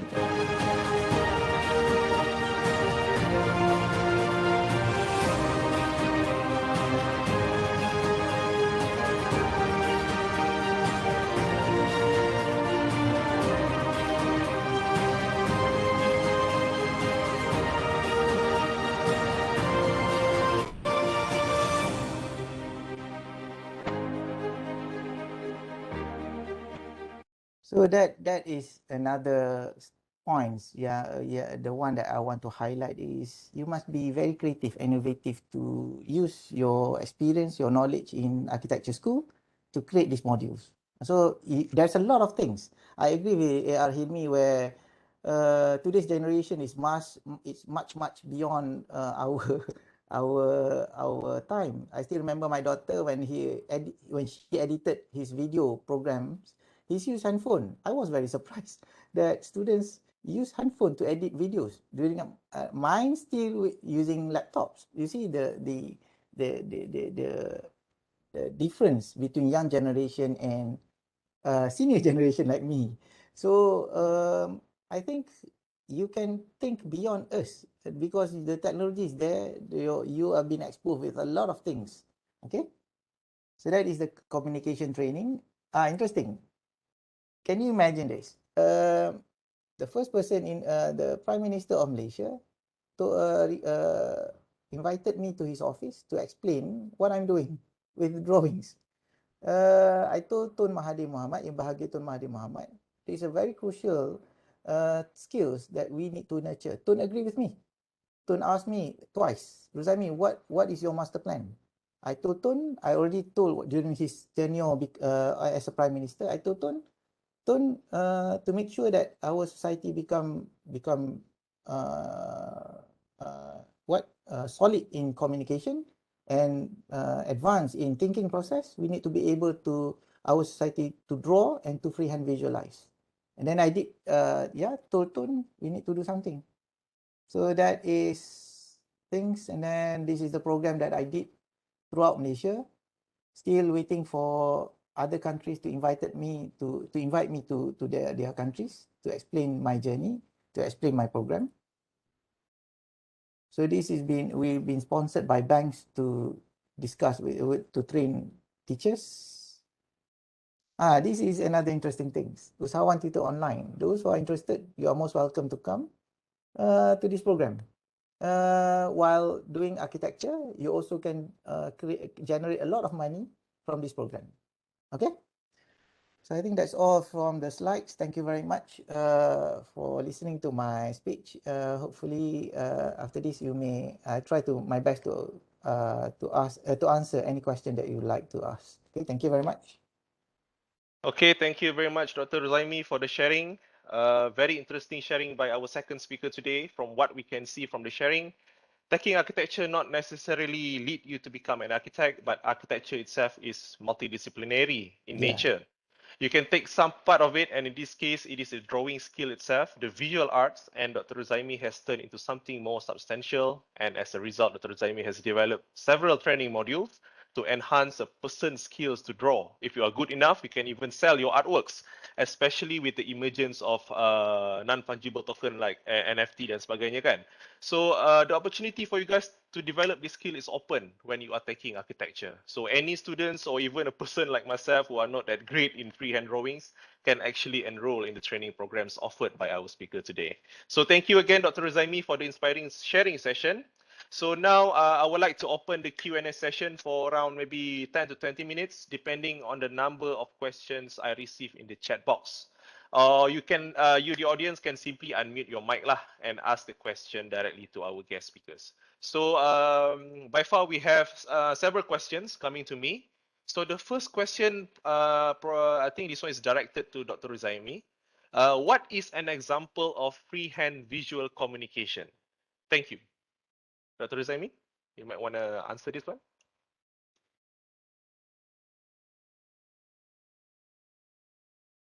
Dr. Ruzaimi, you are muted. If I can share again the screen, if you allow me, I can straight away demonstrate to everybody. Okay.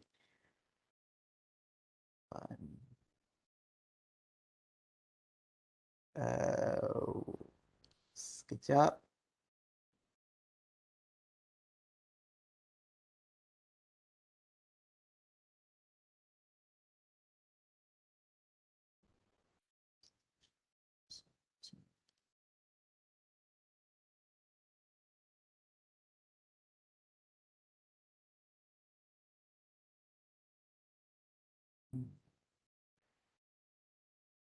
Can you see the screen? Yes, you can see. You see can you see the sketch?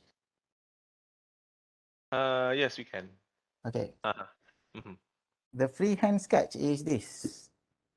Wait.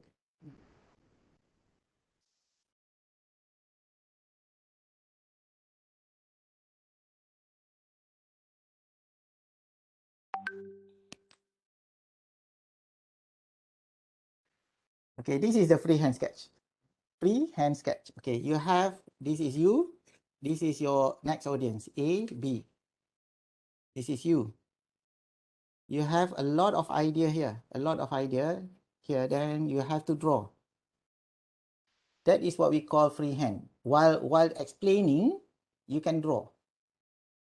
So you are not depending on digital, because when the one that I'm discussing just now is the ability to instantly communicate your ideas visually. That is what we call freehand.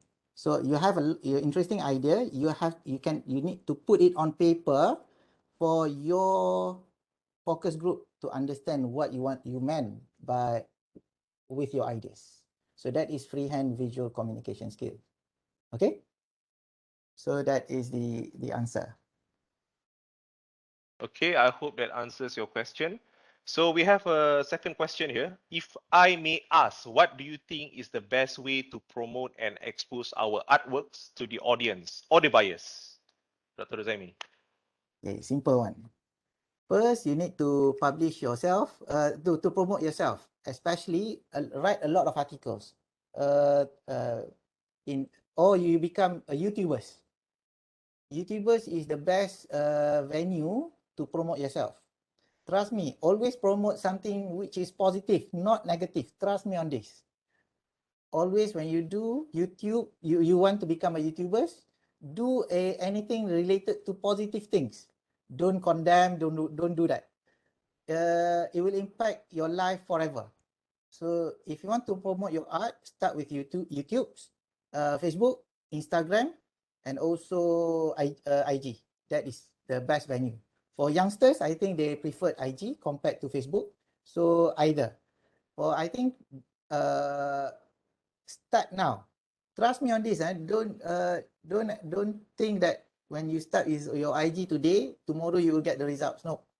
It will take you some times to reach my level. It will give you some times. Maybe 10, maybe 5. For those who are very lucky enough, today's become an IG, tomorrow it become famous. Then it's up to it's based on that things.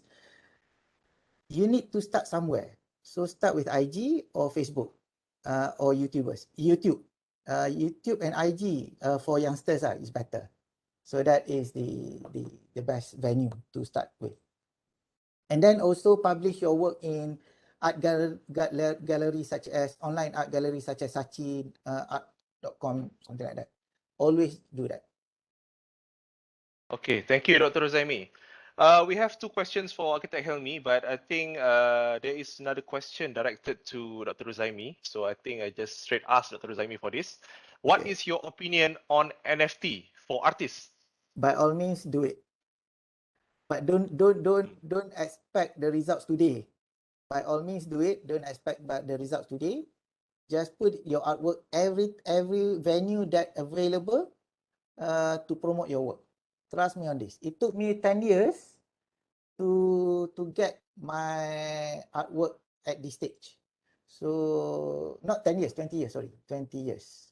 So start today. So the result will get maybe 20 to 30 years from now. By all means, do it. Patience is the key.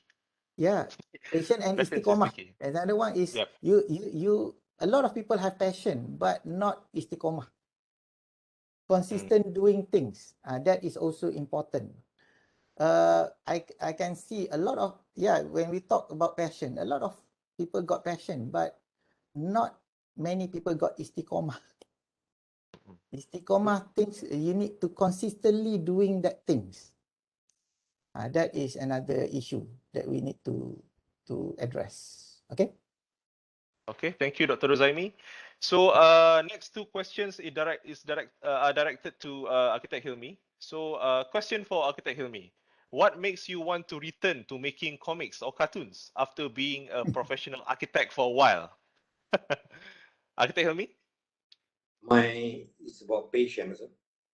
It's about patience. Can you hear me? Yes. Okay. I started drawing cartoons during my school days. When I was in Form 3, my first cartoon was published, and I was paid 40 ringgit. Wow. In Form 3. I think I don't have to mention what magazine was that. And then I started draw seriously. My serious cartoon started when I graduated in 1985. Like I told everybody during the sharing period just now, there was a time where job is very difficult to get, and I started drawing cartoons until I've secured a job working for another company, being a project architect in 1988. I started working with EDC Architect and later on 𝐀𝐫𝐜𝒂𝒏𝒊𝒂 Architect and a few more architects firm, and leaving the cartoons behind. No more time for cartoons. And then I told my parents I would concentrate on architecture, and I told my parents-in-law, my father-in-law and mother-in-law, that I would give your daughter food from my earning from architects, doing architectural practice, not cartoon. Just for a gimmick, and then they laugh at it. But then in 2011, when Facebook is around, when Facebook was around, I started to draw cartoon for Facebook. Saja sono my mind, yeah. And then many people still recognize my stroke, and they said, "Oh, this is 𝒂𝒂𝒃 cartoonist. Why don't you proceed?" No, one of the cartoonists was Sukun, if you know Sukun from Majalah Ujang. He keep on asking me to make a book out of my cartoon. So my first cartoon, 40 pages cartoon, was published in 2011 by Brita Publishing, who published Lad's book with the blessing from Lad that the cartoon has got to be published. After publishing that book, I never looked back. I never stopped drawing cartoon, and then it becomes my passion. Like I told you that I draw cartoon at night, daytime go to office, and sometimes brought back some work to the house, and then put everything on one table, one small table in my house office to draw cartoon and architecture together. And then like what I answered to Dr. Alice just now, asking about how do I segregate my time. So I have to carefully put aside cartoon when I do architecture and put aside architecture when I do cartoons. So the passion in me is very strong until my book was a bestseller, 3,000 copies, finished in, I think, less than 6 months. The first one, Upskilling.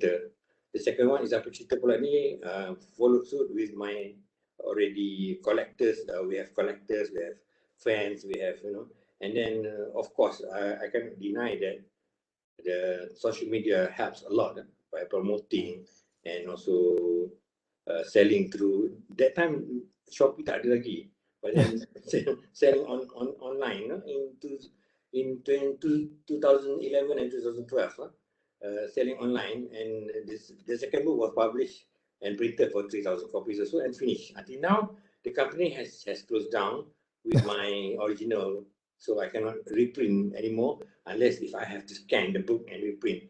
There are also offered and also offer from other company to publish the books, but I said never mind, let the books be history. And now the 3 books are Imbauan 1, 2, and 3, Imbauan 1, Imbauan 2, Imbauan 3 still around.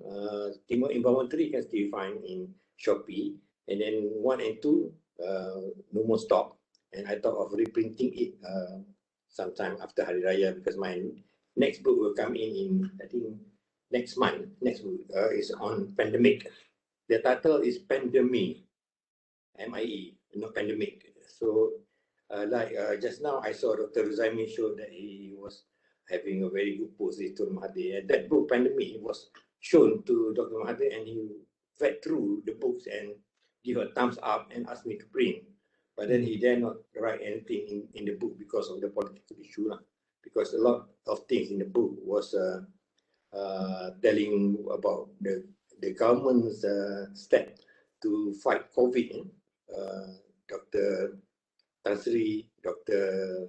Norisham, Khairi Jamudin was highlighted in the book so many times. So if Mahathir came into the picture and telling something about the book, my publisher said it's not good, like mixing water and and oil at the same time. So I told Tun M, I said, thanks for the thumbs up, and I will proceed without any politician involved in the book. So that's the reason why. So when you are being recognized and being appreciated by many levels in the society, your passion grow stronger and stronger. Now people know me as a cartoonist who make architecture, not an architect who draw cartoons anymore. I think Zaini Mufti wrote in Berita Architect and also in Majalah Architect about me, saying that I do architecture only 40% now, 60% is on my cartoon. So I think that's about all. If I answered the question. Okay, thank you, Architect Helmi. Okay, we have another question. Probably this question is the same question that you have been asked before. The question is for Architect Helmi, how did you balance your life as a cartoonist and a professional architect? I think I have answered that, but in addition to that, I would say have nothing to hide. When people ask me what are you working as, I say I do architecture, because like Ruzaimi said, architecture is very wide. See, it's not just like designing a building and things like that. I also do sketches, and I am an avid sketcher by nature, and now has been taken over by my son. You know, my son is the founder of KL Sketch Nation. I'm an Hakim, KL Sketch Nation, and he is now doing PhD in sketching. You know, in UPM. He graduated masters in Manchester, and he has got something like Dr. Ruzaimi, also thousands of sketches of Manchester, Europe, you know, up to Ireland and everything. And he has got, I think, hundreds of sketchbook together, and I think he also registered with NFT. He's doing some money there, and I was about to start last month. He took 52 pieces of my original works and published it on stage in NFT, and has been sold in 4 days, sold out. 52, only 4 pieces left, which is priced at a higher price. So the cheaper one all gone, semua habis. NFT. No, if you ask me about NFT, I don't know how to explain, because it's so new for old timer like me. Tak berapa nak faham lagi. But my son did it for me for a trial. And the second one will come in soon after ni. I think after my book is published, then baru start. Like I agree with Dr. Zaimi, and I salute and I appreciate what you have done so far. It's very in line with what Hajida is doing. Hajida is doing sketches, you know. You know, Hajida has got a book, The Thinking Hands by Hajida. It's on freehand sketches. And I've got a friend, an architect, who went to UK 30 years ago to find a job there, worked in a firm in Reading. His name is Azam Ashari. He has been there for 30 years, and the boss kept him in the office without pushing him out, even though he has retrenched so many people because of the economics and things like that. But he's still keeping Azam Ashari because he is a good freehand sketcher. And he never draw using computer. Dia tak tahu SketchUp, tak pandai SketchUp. But then his freehand sketch is awesome. So the boss kept him in the office until now. He never can come home, and the father is very old already, 70 plus, and asking me to talk to Azam to come home and be an architect in Malaysia. And he refused. He said, tempat cari makan is in UK. So kalau terpaksa later on, then only he will come back after he cannot draw anymore. So I want to relate this to what Dr. Ruzaimi was doing. And I think this is very, very impressive. I think I asked myself why I get to know about this Dr. Ruzaimi doing just today, not before, because we are doing things very parallel, you know? Yeah. Very parallel, but then in a different what do you call that? Different touch and different taste lah. Yeah. But then it's parallel. I just get into doing digital drawing, just to get to know how easy it is as compared to freehand sketch. because I use the iPad as though I am sketching on a piece of paper. Even the screen protector also I change into something quite rough. Then you can listen the sound like drawing on a piece of paper, you see. Yes. So because old timer like me, drawing on a piece of glass is not easy. It's very slippery, lichy, So when my son introduced to me, like, Papa, you try to draw this one. It's a screen protector that feels like paper. So when I started there, I never stopped. So now I am mixing between freehand sketch and digital. So I don't need paper, like I said, but then the results looks the same. Yeah. Okay, so that's it lah. The balance and everything. I think Dr. Razani knows better that when you do things so many trade, you write books, you do YouTubing, you do training and everything. You must know how to divide time.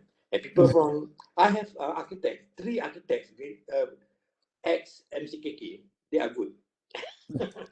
They are good. MCKK punya alumni kan. I think your seniors if you happen to know, but they are not from UTM.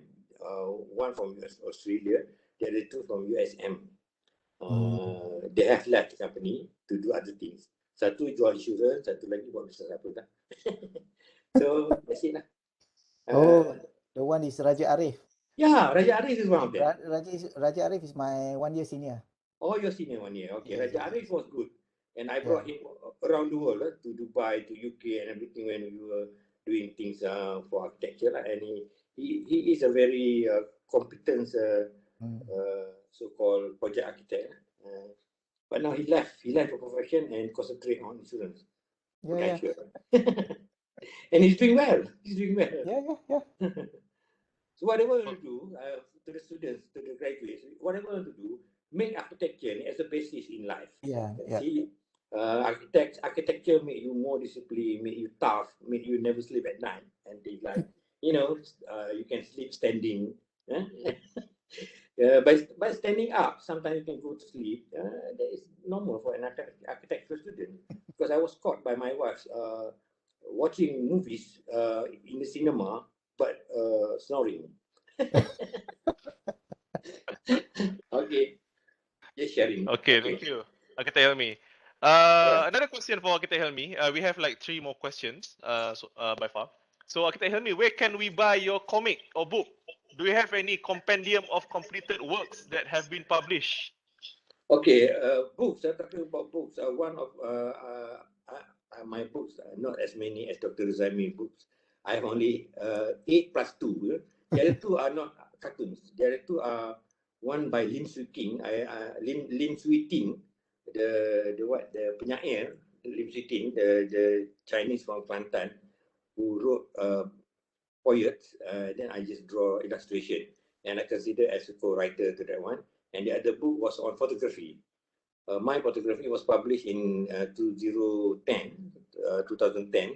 and the other 8 books are cartoon, and only 1 available in Shopee, Imbauan 3, Imbauan 3. You just write in Shopee, Imbauan 3. I think they still have it. Not many, but then they still have it. The rest semua dah out of stock and never reprint. I was too busy to check on the sales, because being an architect, sometimes you never care much about sales unless you are doing things full time. If you're doing things full time, they are very, very important that the sales and everything, the income should be there. But then it's not that I tak pandang the income, but then too busy to busy with my office, with everything else. Next question. Okay, so do check out Shopee, Shopee. You just write cartoonist me or Imbauan 3, Imbauan 3. Okay, thank you, Architect Helmi. So next 2 questions are actually for Dr. Rozaimi. Okay, Dr. Rozaimi, nowadays computer-aided software helps architects a lot, especially with the emergence of software like BIM, which is very effective. But it caused hand drawing sketch becoming less and less popular. So what is your comment on this, Dr. Rozaimi?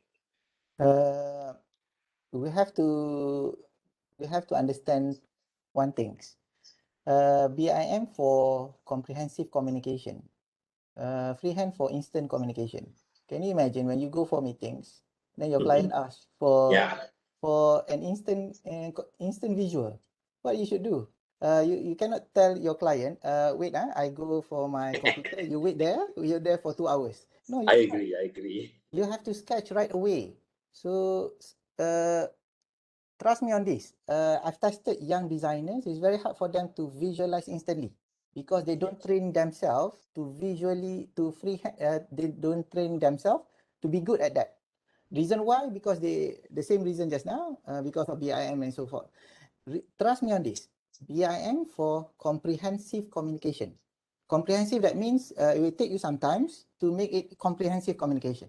But the most important thing with freehand is to instant communication, visually communicate your ideas.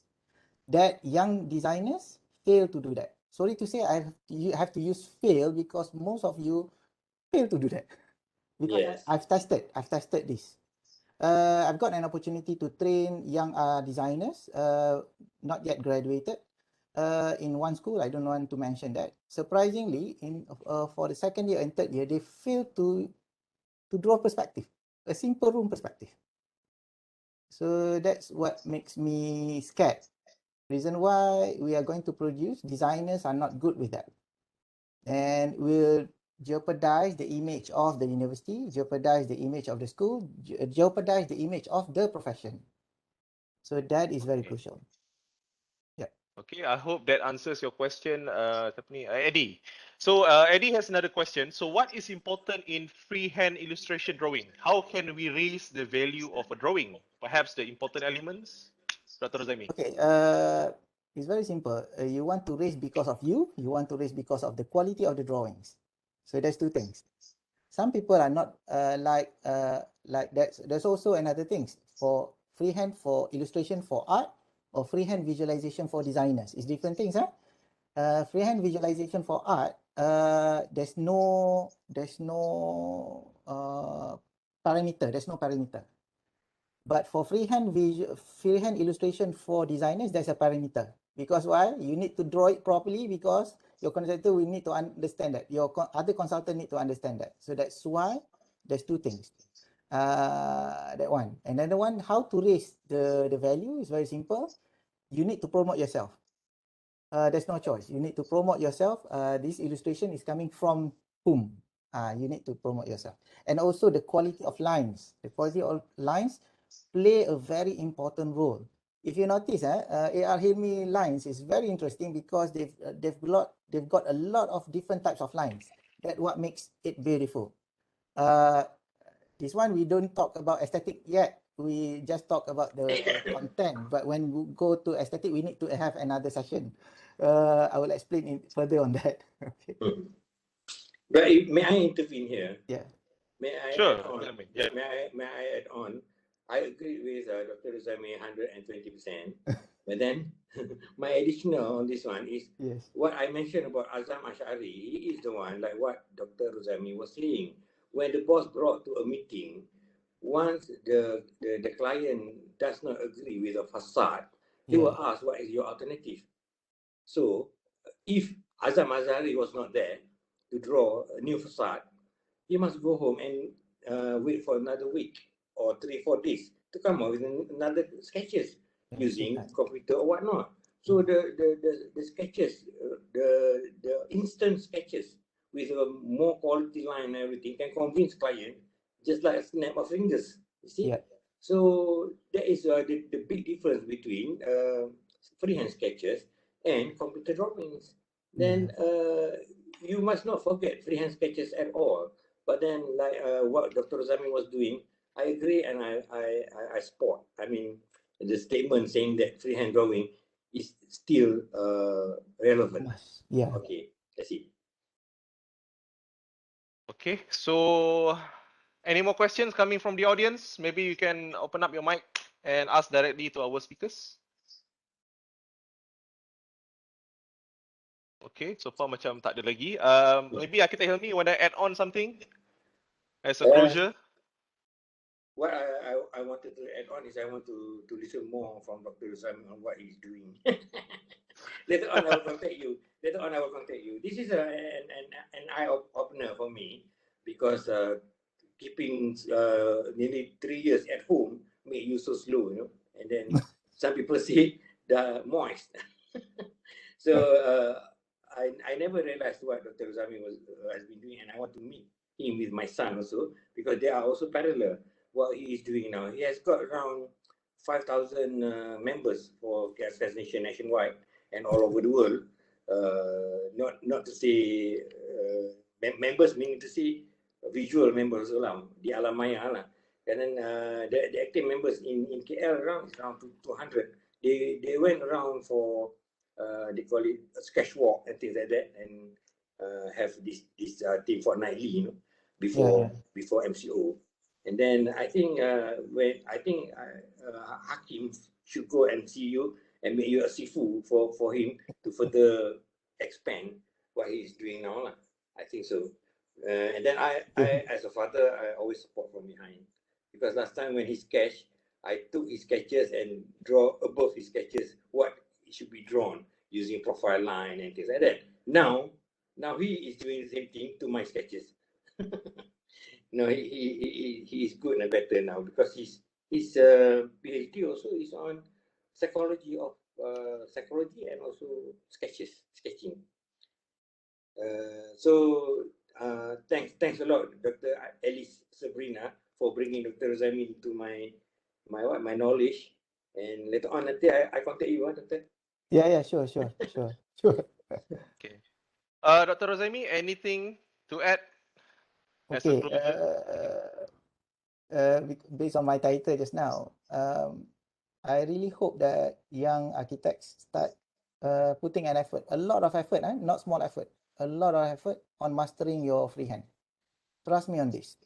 For lecturers also, just to inform you, because I listened to Dr. Alice just now, you are going to become a world-renowned university, world-renowned school of architecture. Yeah. Trust me on this. If you refer to UK School of Architecture, they really strengthen their freehand. They really strengthen their freehand skills for their students.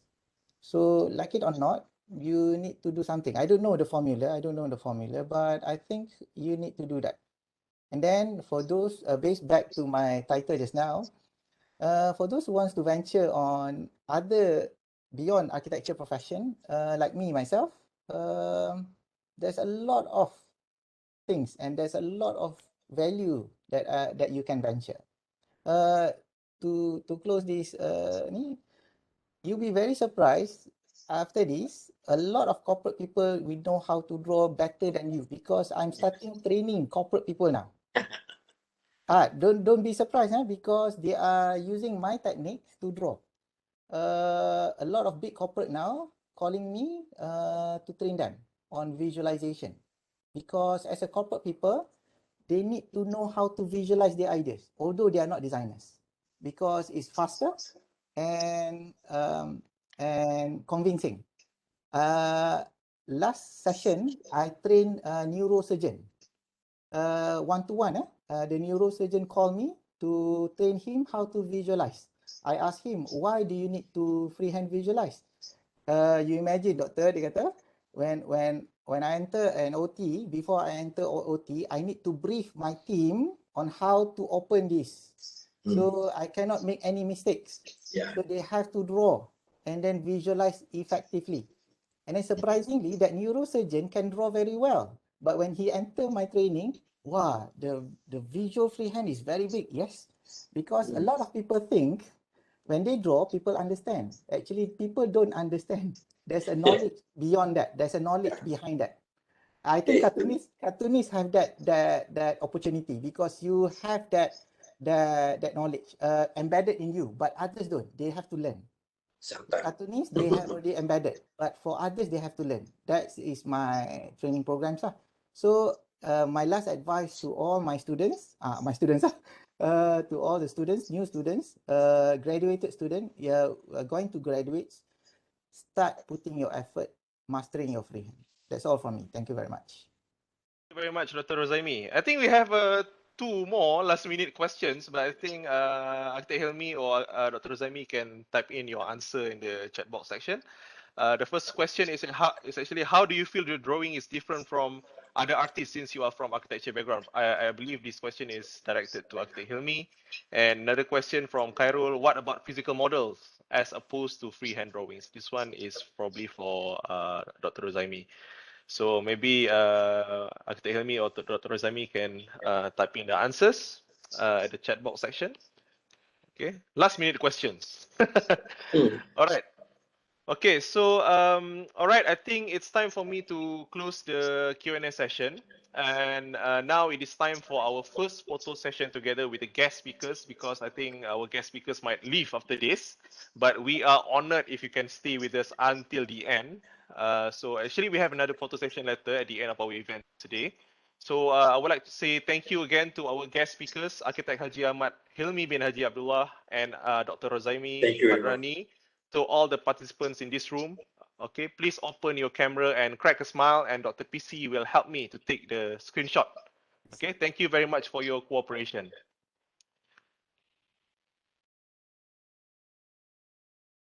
Okay, Dr. PC, are you there? Yes, I am. Okay, sure. Okay, everyone, please switch on your camera.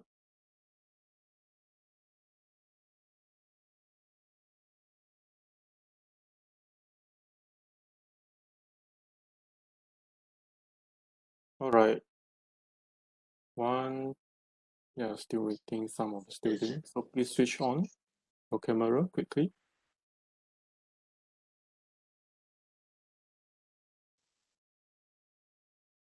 Okay, ready? 1, 2, 3.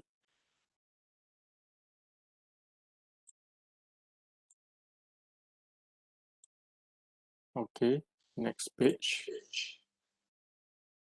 1, 2, 3.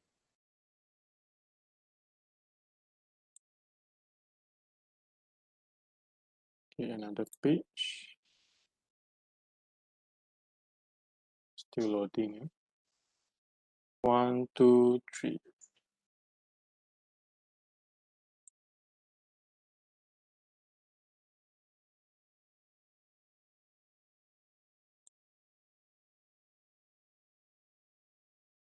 Okay, all right. I think that's it because the rest didn't switch on their camera. I think it's fine.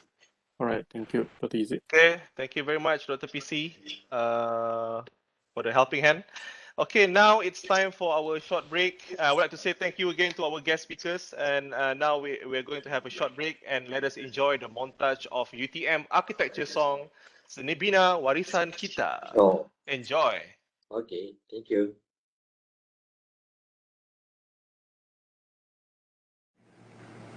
Now, no man is free who is afraid. And he's afraid until he has developed the certainty that comes of a creative life and a creative role in life by way of art, religion, and science.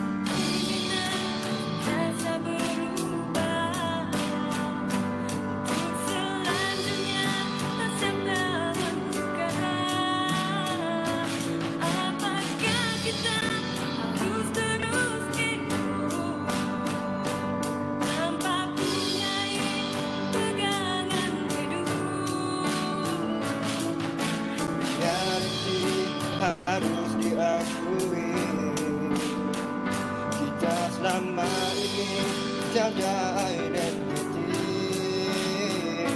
Sampai bilakah kan terus begini? Selepas kita ada generasi seni minat dan warisan kita bersama, dibantu bersama. Kita adalah satu legenda seni bina dan warisan kita bersama, dibantu bersama. Kita adalah satu legenda seni bina dan warisan kita bersama, dibantu bersama. Kita adalah satu legenda. Kita adalah satu legenda. Kita adalah satu legenda.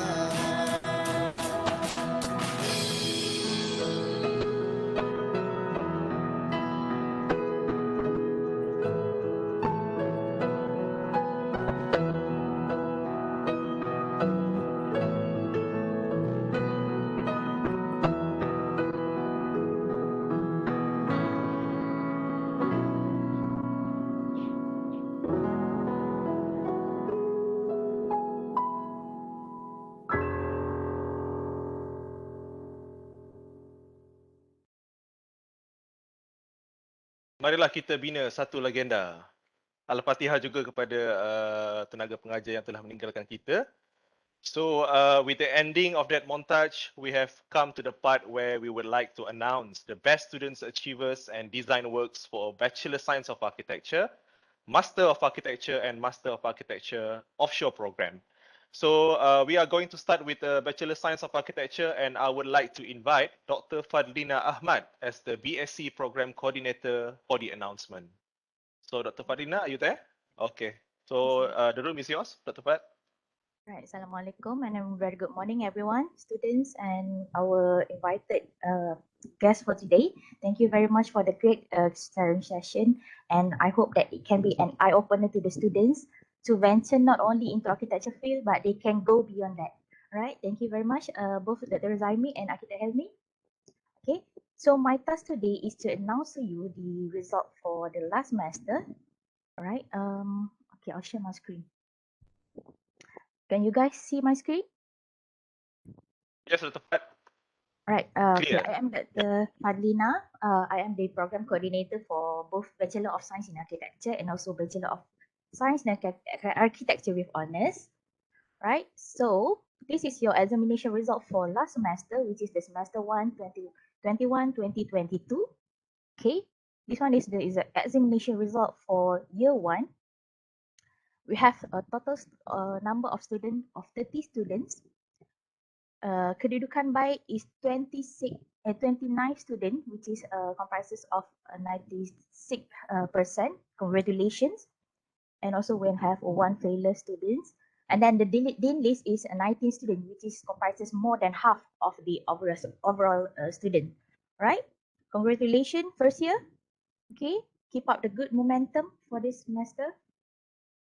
And this one is the result for year 2, BSc Architecture with Honours. We have the total number of 71 students, and 70 students have scored kedudukan baik, which is good, GPA more than 2, comprises of 98.5%. Congratulations.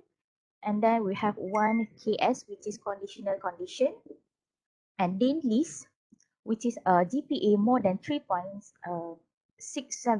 We have about 36 students, which comprises of half of all of you, right? Congratulations, second year. And this one is the examination result for year 3. Total student, we have 52 students, and then we have all of them have scored good, kedudukan baik, right? Congratulations, third year. Okay, and then we have the dean list GPA more than 3.67 students. We have 37 students. Okay, it is very good because you have scored about 71.2% in overall who got the dean list.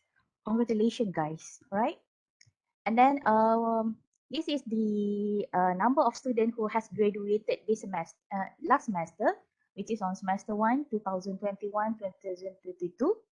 Okay, we have 20 students graduated, and then 16 of them have scored this award, okay, which they got CGPA more than 3.67, which comprises of 80.00%, right, in overall. So congratulations to all students. This is your seniors, and then congratulations also to all the academic advisor, right? And okay, this is the things that we always wait for it. Okay, we have the special award for excellent students. We have this best overall year 1, with this award is given to student who has got the highest score in all the subjects, right? For year 1, we have best overall student goes to Fatin Nur Izzati binti Khairul Mazman, GPA 4.0 under the academic advisory of Dr. Wan Zakri. Mahfuza Anis binti Abu Hassan, GPA 4.0 under the academic advisory of AR Nur Shahida. Eng Shiji, GPA 4.0, academic advisor is Architect Samsiah. And also we have Siti Suraya Maisarah binti Razali, GPA 4.0 under the academic advisory of Dr. Technology Shahariah. Congratulations, guys, right? These 4 students for first years.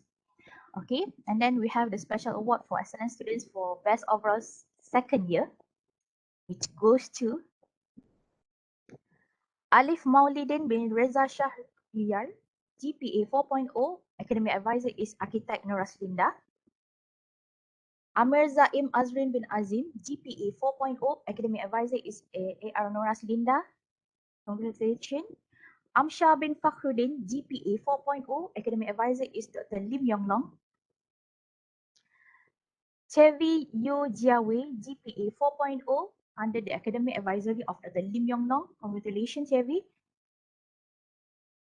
And then we have Mashitah binti Muhammad Fauzi, GPA 4.0, academic advisor is Dr. Lang Pao Chung. Muhammad Nazmi bin Abdul Ghani, GPA 4.0, academic advisor is AR Chan Wai Lai. Muhammad Nazrul Hakimi bin Muhammad Asri, GPA 4.0, academic advisor is AR Chan Wai Lai. Muhammad Shafiq bin Nurizan, GPA 4.0, academic advisor is also Architect Chan Wai Lai. So congratulations for all the four flighters for year 2, right? Keep up the good momentum. And then we have also special award for best overall year 3. We have Amma bin Muhammad Riza, GPA 4.0, academic advisor is Dr. Rashida. Hajar Umairah binti Muhammad Nasir, GPA 4.0, academic advisor is Dr. Rashida. Farah Kamilia Nur Azman, GPA 4.0, academic advisor is also Dr. Rashida. Congratulations. Muhammad Taufiq Ahlami bin Muhammad Shahjurul Azmi, GPA 4.0, academic advisor is Dr. 𝐻𝐫𝒂𝒃. Nurul Atifah binti Abdul Jalil, GPA 4.0, academic advisor is also Dr. 𝐈𝒧𝒏𝒄𝒊. Lim Xiao Ting, GPA 4.0, academic advisor is also Dr. 𝐈𝒧𝒂𝒃. Nurul Asha Wahidah binti Azmi, GPA 4.0, academic advisor is Dr. Aiman Muhammad Rashid. Tan Ying Wei, GPA 4.0 under my academic advisory. And also Cheo Wei Hong, GPA 4.0 under the academic advisory of Dr. Noor Izuratul Kiman. Congratulations, guys. Okay, keep up the momentum. You have another 1 semester for your final semester. for your design 6, right? And then this one is also another special award for excellent students, but this one is for the best designer. We pick up it from the best who scored the highest marks in your studios, right? So the best designer year 1 goes to Adam Nazbuddin bin Bahri, grade A. His master is technologist Dr. Muhammad Faizal bin Abdul Rani. His final project is Mobius Pavilion. Congratulations, Adam. Special award for excellent students, best designer year 2. We have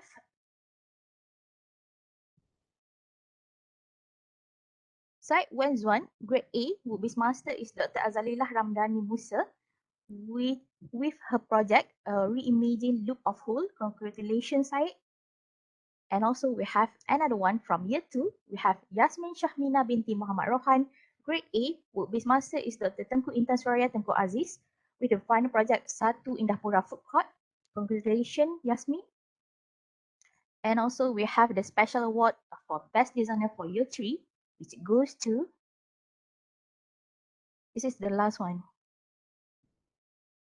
𝐎𝐞𝐳, grade A+, under the work-based master of architect, interior designer, technologist Nur Raslina bint Abdul Rahman, with his final project, Kebun Keluang Vertical Harvest Center. Congratulations, 𝐎𝐞𝐳. Okay, so this is, after this is going to be your final semester. Keep up the good momentum. Congratulations, stay inspiring, and all the best for this semester. Thank you very much. I pass to you back, Dr. Isaac. Thank you very much, Dr. Fat. So congratulations to all the BSc students who got listed. So next we are going into Master of Architecture, M.Arch, and I would like to invite Dr. Rashida Abdul Majid as the M.Arch Program Coordinator for the announcement. Dr. Rashida, the room is yours. Thank you very much to Mr. Moderator, Dr. Isaac. And also thank you very much to our guest speakers, Architect Helmi and also Dr. Ruzaimi, for the very inspiring talks. I hope that both of the talks can benefit the students very much. Okay, to all the students, welcome back to UTM. Please keep your energy high to continue your unfinished task this semester before you graduate. Okay, as usual, I will make an announcement on the academic achievement for Master of Architecture mainstreams. Right? As you can see in the slides, okay, for the academic achievement Master of Architecture, we have 54 students altogether, and out of 54, we have 53 students under the status of good, no conditional, no failure, and only one students differ, which is 1 to 85%. Right? So out of the achievements, I would like to announce the best students overall for semester 1, 2021-2022 for design pre-thesis. And this award goes to, Haziq. Sorry, I cannot see the slides. Okay, Amirul Haziq bin Abdul Aziz with the GPA 4.0 and CPA 4.0. Wu Wei Yin, also GPA 4.0 and CPA 4.0. Next, Muhammad Arif Afan bin Muhammad Hamzan, GPA 4.0 and CPA 4.0. Okay. And next, for M.Arch Best Students Overall Design Thesis goes to Ahmad Hakim bin Jatmi with GPA 4.0 and CPA 3.98. I also would like to announce the best designer for the pre-thesis, and the best designer for pre-thesis goes to Ao Kai Hong with the grade A under Social Culture Vector, Associate Professor Dr. Khairul Anwar. Next, Muhammad Haziq from Urban New Spirit under Dr. Sharifah Salwa. And Chan Shu Han under the panel Sustainable Urbanism under Architect T.S. Samsia Abdullah and Dr. Lim Yek Wang. Muhammad Arif Afan under the Environmental Technologies Recursive, Mr. Azari Mat Yasir with the grade A+. Nur Shahida under my panel, Environment Technologies, Enviro with the grade A. Next is the best designer for the design thesis goes to Akmal Hakim bin Jatmi under the supervision of Associate Professor Dr. Khairul Anwar with the grade A. I think that's all. Thank you very much. Back to you, Mr. Moderator, Dr. Izzek. Thank you very much, Dr. Roshida. Congratulations to all the MArch students listed. So next is for Master of Architecture Offshore Program, and I would like to invite Architect Nur Shahida as the Master Offshore Program Coordinator for the announcement. Architect Shahida? The room is yours. Okay. Oh, yeah, Dr. Izzek. Dr. PC. Oh, Dr. PC, yes. Yeah, sorry, because Okay, Architect Dr. PC, Shahida yep. is away, I will announce on behalf. Okay, a very good morning to all the honoured guest speakers as well as staff and all the students. So on behalf of the 𝒂𝒏𝒂𝒃 Sales Program Coordinator, I'm going to announce the result and the best designers and the top scorers for the sales. Okay, all right. So for the overall achievements of the MR offshore program, so we have KB, which is good. We have around 12 students, which is around 30.77%. And we have no conditioners and no failures. And we have around 27 students, which is around 70% due to the deferments and so forth for the third semesters. For previous semesters, which is semesters 1, in overall, we have 21 students, which is 75% students got KB, which is good conditions, and no conditioner, no failures. And we have 7 students, or around 25%, who have defers or some cases like TS and so forth. But in overall, it's a good results. Okay, so now I'm going to announce the best designer for the pre-thesis 3, which is the sustainable technologies. So the best designers for the pre-thesis 3 goes to Nik Ahmad Munawar bin Nik Din. His project is Jalan Besar Sustainable Food Centers, supervised by architect Nur Shahida Azili. So this is his work. Congratulations, Nick. Okay, so for next, we have the best overall students for the pre-thesis semester 1 goes to, we have Falik Amran Ahmad Kamaru Baharin, GPA 4.0, Lu Chunwei, GPA 4.0, Aisyah Atika binti Khalid, GPA 4.0, and Muhammad Faiz bin Zakir, GPA 4.0. Congratulations. And we have another 3, Muhammad Nozid bin Arba'in, 4.0, Nik Ahmad Munawar bin Nik Din, GPA 4.0, and Wong Pui Man, GPA 4.0. Congratulations to all the pre-thesis students, the top scorers. Okay, next I'm going to announce the best designer for thesis semesters 1 goes to Muhammad Fadli Izzat bin Ahmad Khairul with his project titled Kedah Art Culinary Center, Depot, supervised by Dr. Sharifah Shawwa.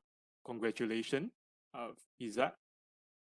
Okay, then we have the thesis, the best overalls. Okay, goes to Arifah Nur binti Arifin with GPA 4.0, CPA 3.86. Congratulations, Arifah, as the best overall for thesis. Okay, I think that's all for MArch offshore program. Thank you very much. Over to you, Mr. Yeah. Okay, thank you very much, Dr. Leng Pao Chung, for the announcement, and congratulations to all the MArch offshore students listed. And congratulations to the name that have been announced. And you guys did exceptionally well. And for those whose name are not being listed, don't worry much. You can still prove it in this semester. Keep working hard and push yourself further, and God willing, your name will be listed next semester as well. So, all right, I think it's time for our final break, and let us enjoy the montage from UTM Architect Association for promo and activities. Enjoy.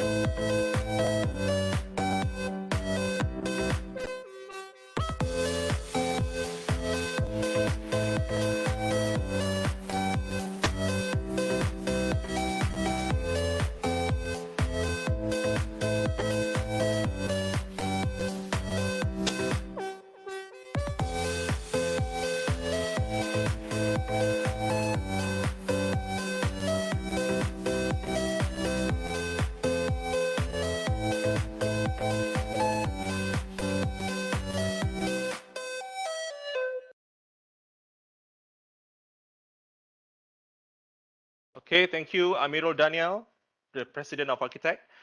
All right, I think we are almost at the end of our session, and I would like to say once again thank you to our guest speakers, Architect Haji Ahmad Ilmi bin Haji Abdullah and Dr. Ruzaimi Matrani for joining the session today. Thank you very much, and thank you also to my colleagues for the involvement today, and also to the BSc and MArch students present here today. And we have an announcement for BSc students from year 1 until year 3. Don't go anywhere just yet, because after this session, you guys need to stay in this room, and we are going to have a short briefing by our program coordinator, Dr. Fadlina. So don't go anywhere.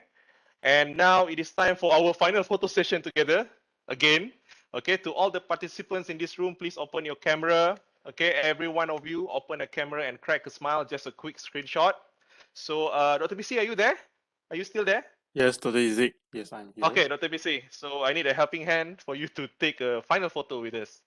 All right, sure. Once again. All right. All right. Waiting the screen to load, because they are switching on their camera. Okay, guys, Okay. please switch on your camera. All right. Don't be too stiff. Crack a smile, you know, happy a little bit. Janganlah keras sangat. Okay. Okay, Dr. BC. Okay. 1, 2, 3. Okay. Another screen. 1, 2, 3.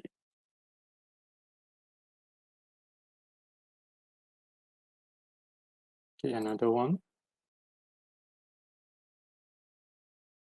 1, 2, 3.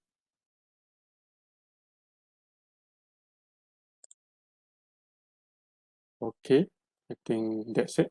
Thank you. Dr. Okay, Izzy. thank you, Dr. Leng Pao Chung, for the helping hand once again.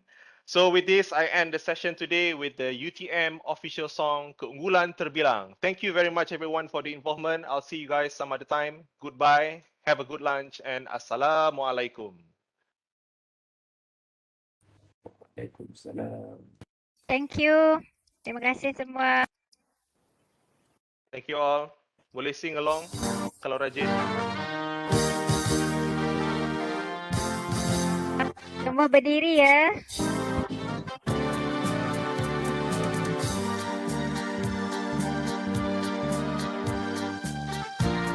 And please make sure you fill in the attendance form, yeah? In the chat box section. Kita menjulang keunggulan terbilang, kemaju jaya kita usaha UTM puncak letaknya, martabat keilmuan, cendekiawan beriman, cekal bersama takwa, menara cita-cita, kami anak kandung UTM Ripun bernaung, usaha kami bukti cintamu, kikau persada ilmu, keazaman, perjuangan, takwa dan iman, ke arah kecemerlangan, pengajaran penyelidikan, penulisan perundingan, perkhidmatan kepada watan, di sini kami berdiri, setia pada janji, bermaruah berbudi bahasa, UTM sanjungan bangsa, UTM sanjungan bangsa.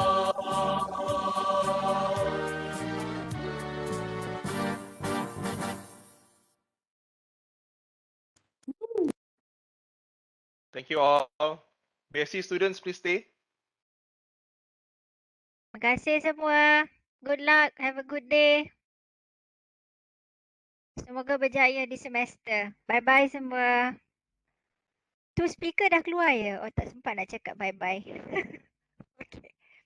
Dr. Fat, still nak guna room ni. So, I bagi you co-host ya, Dr. Fat. Boleh. Nak pakai ni je lah. Okay. Okay, pakai ni saja. Alright. Sekejap ya, saya jadikan Dr. Fat co-host. Tapi saya stop recording.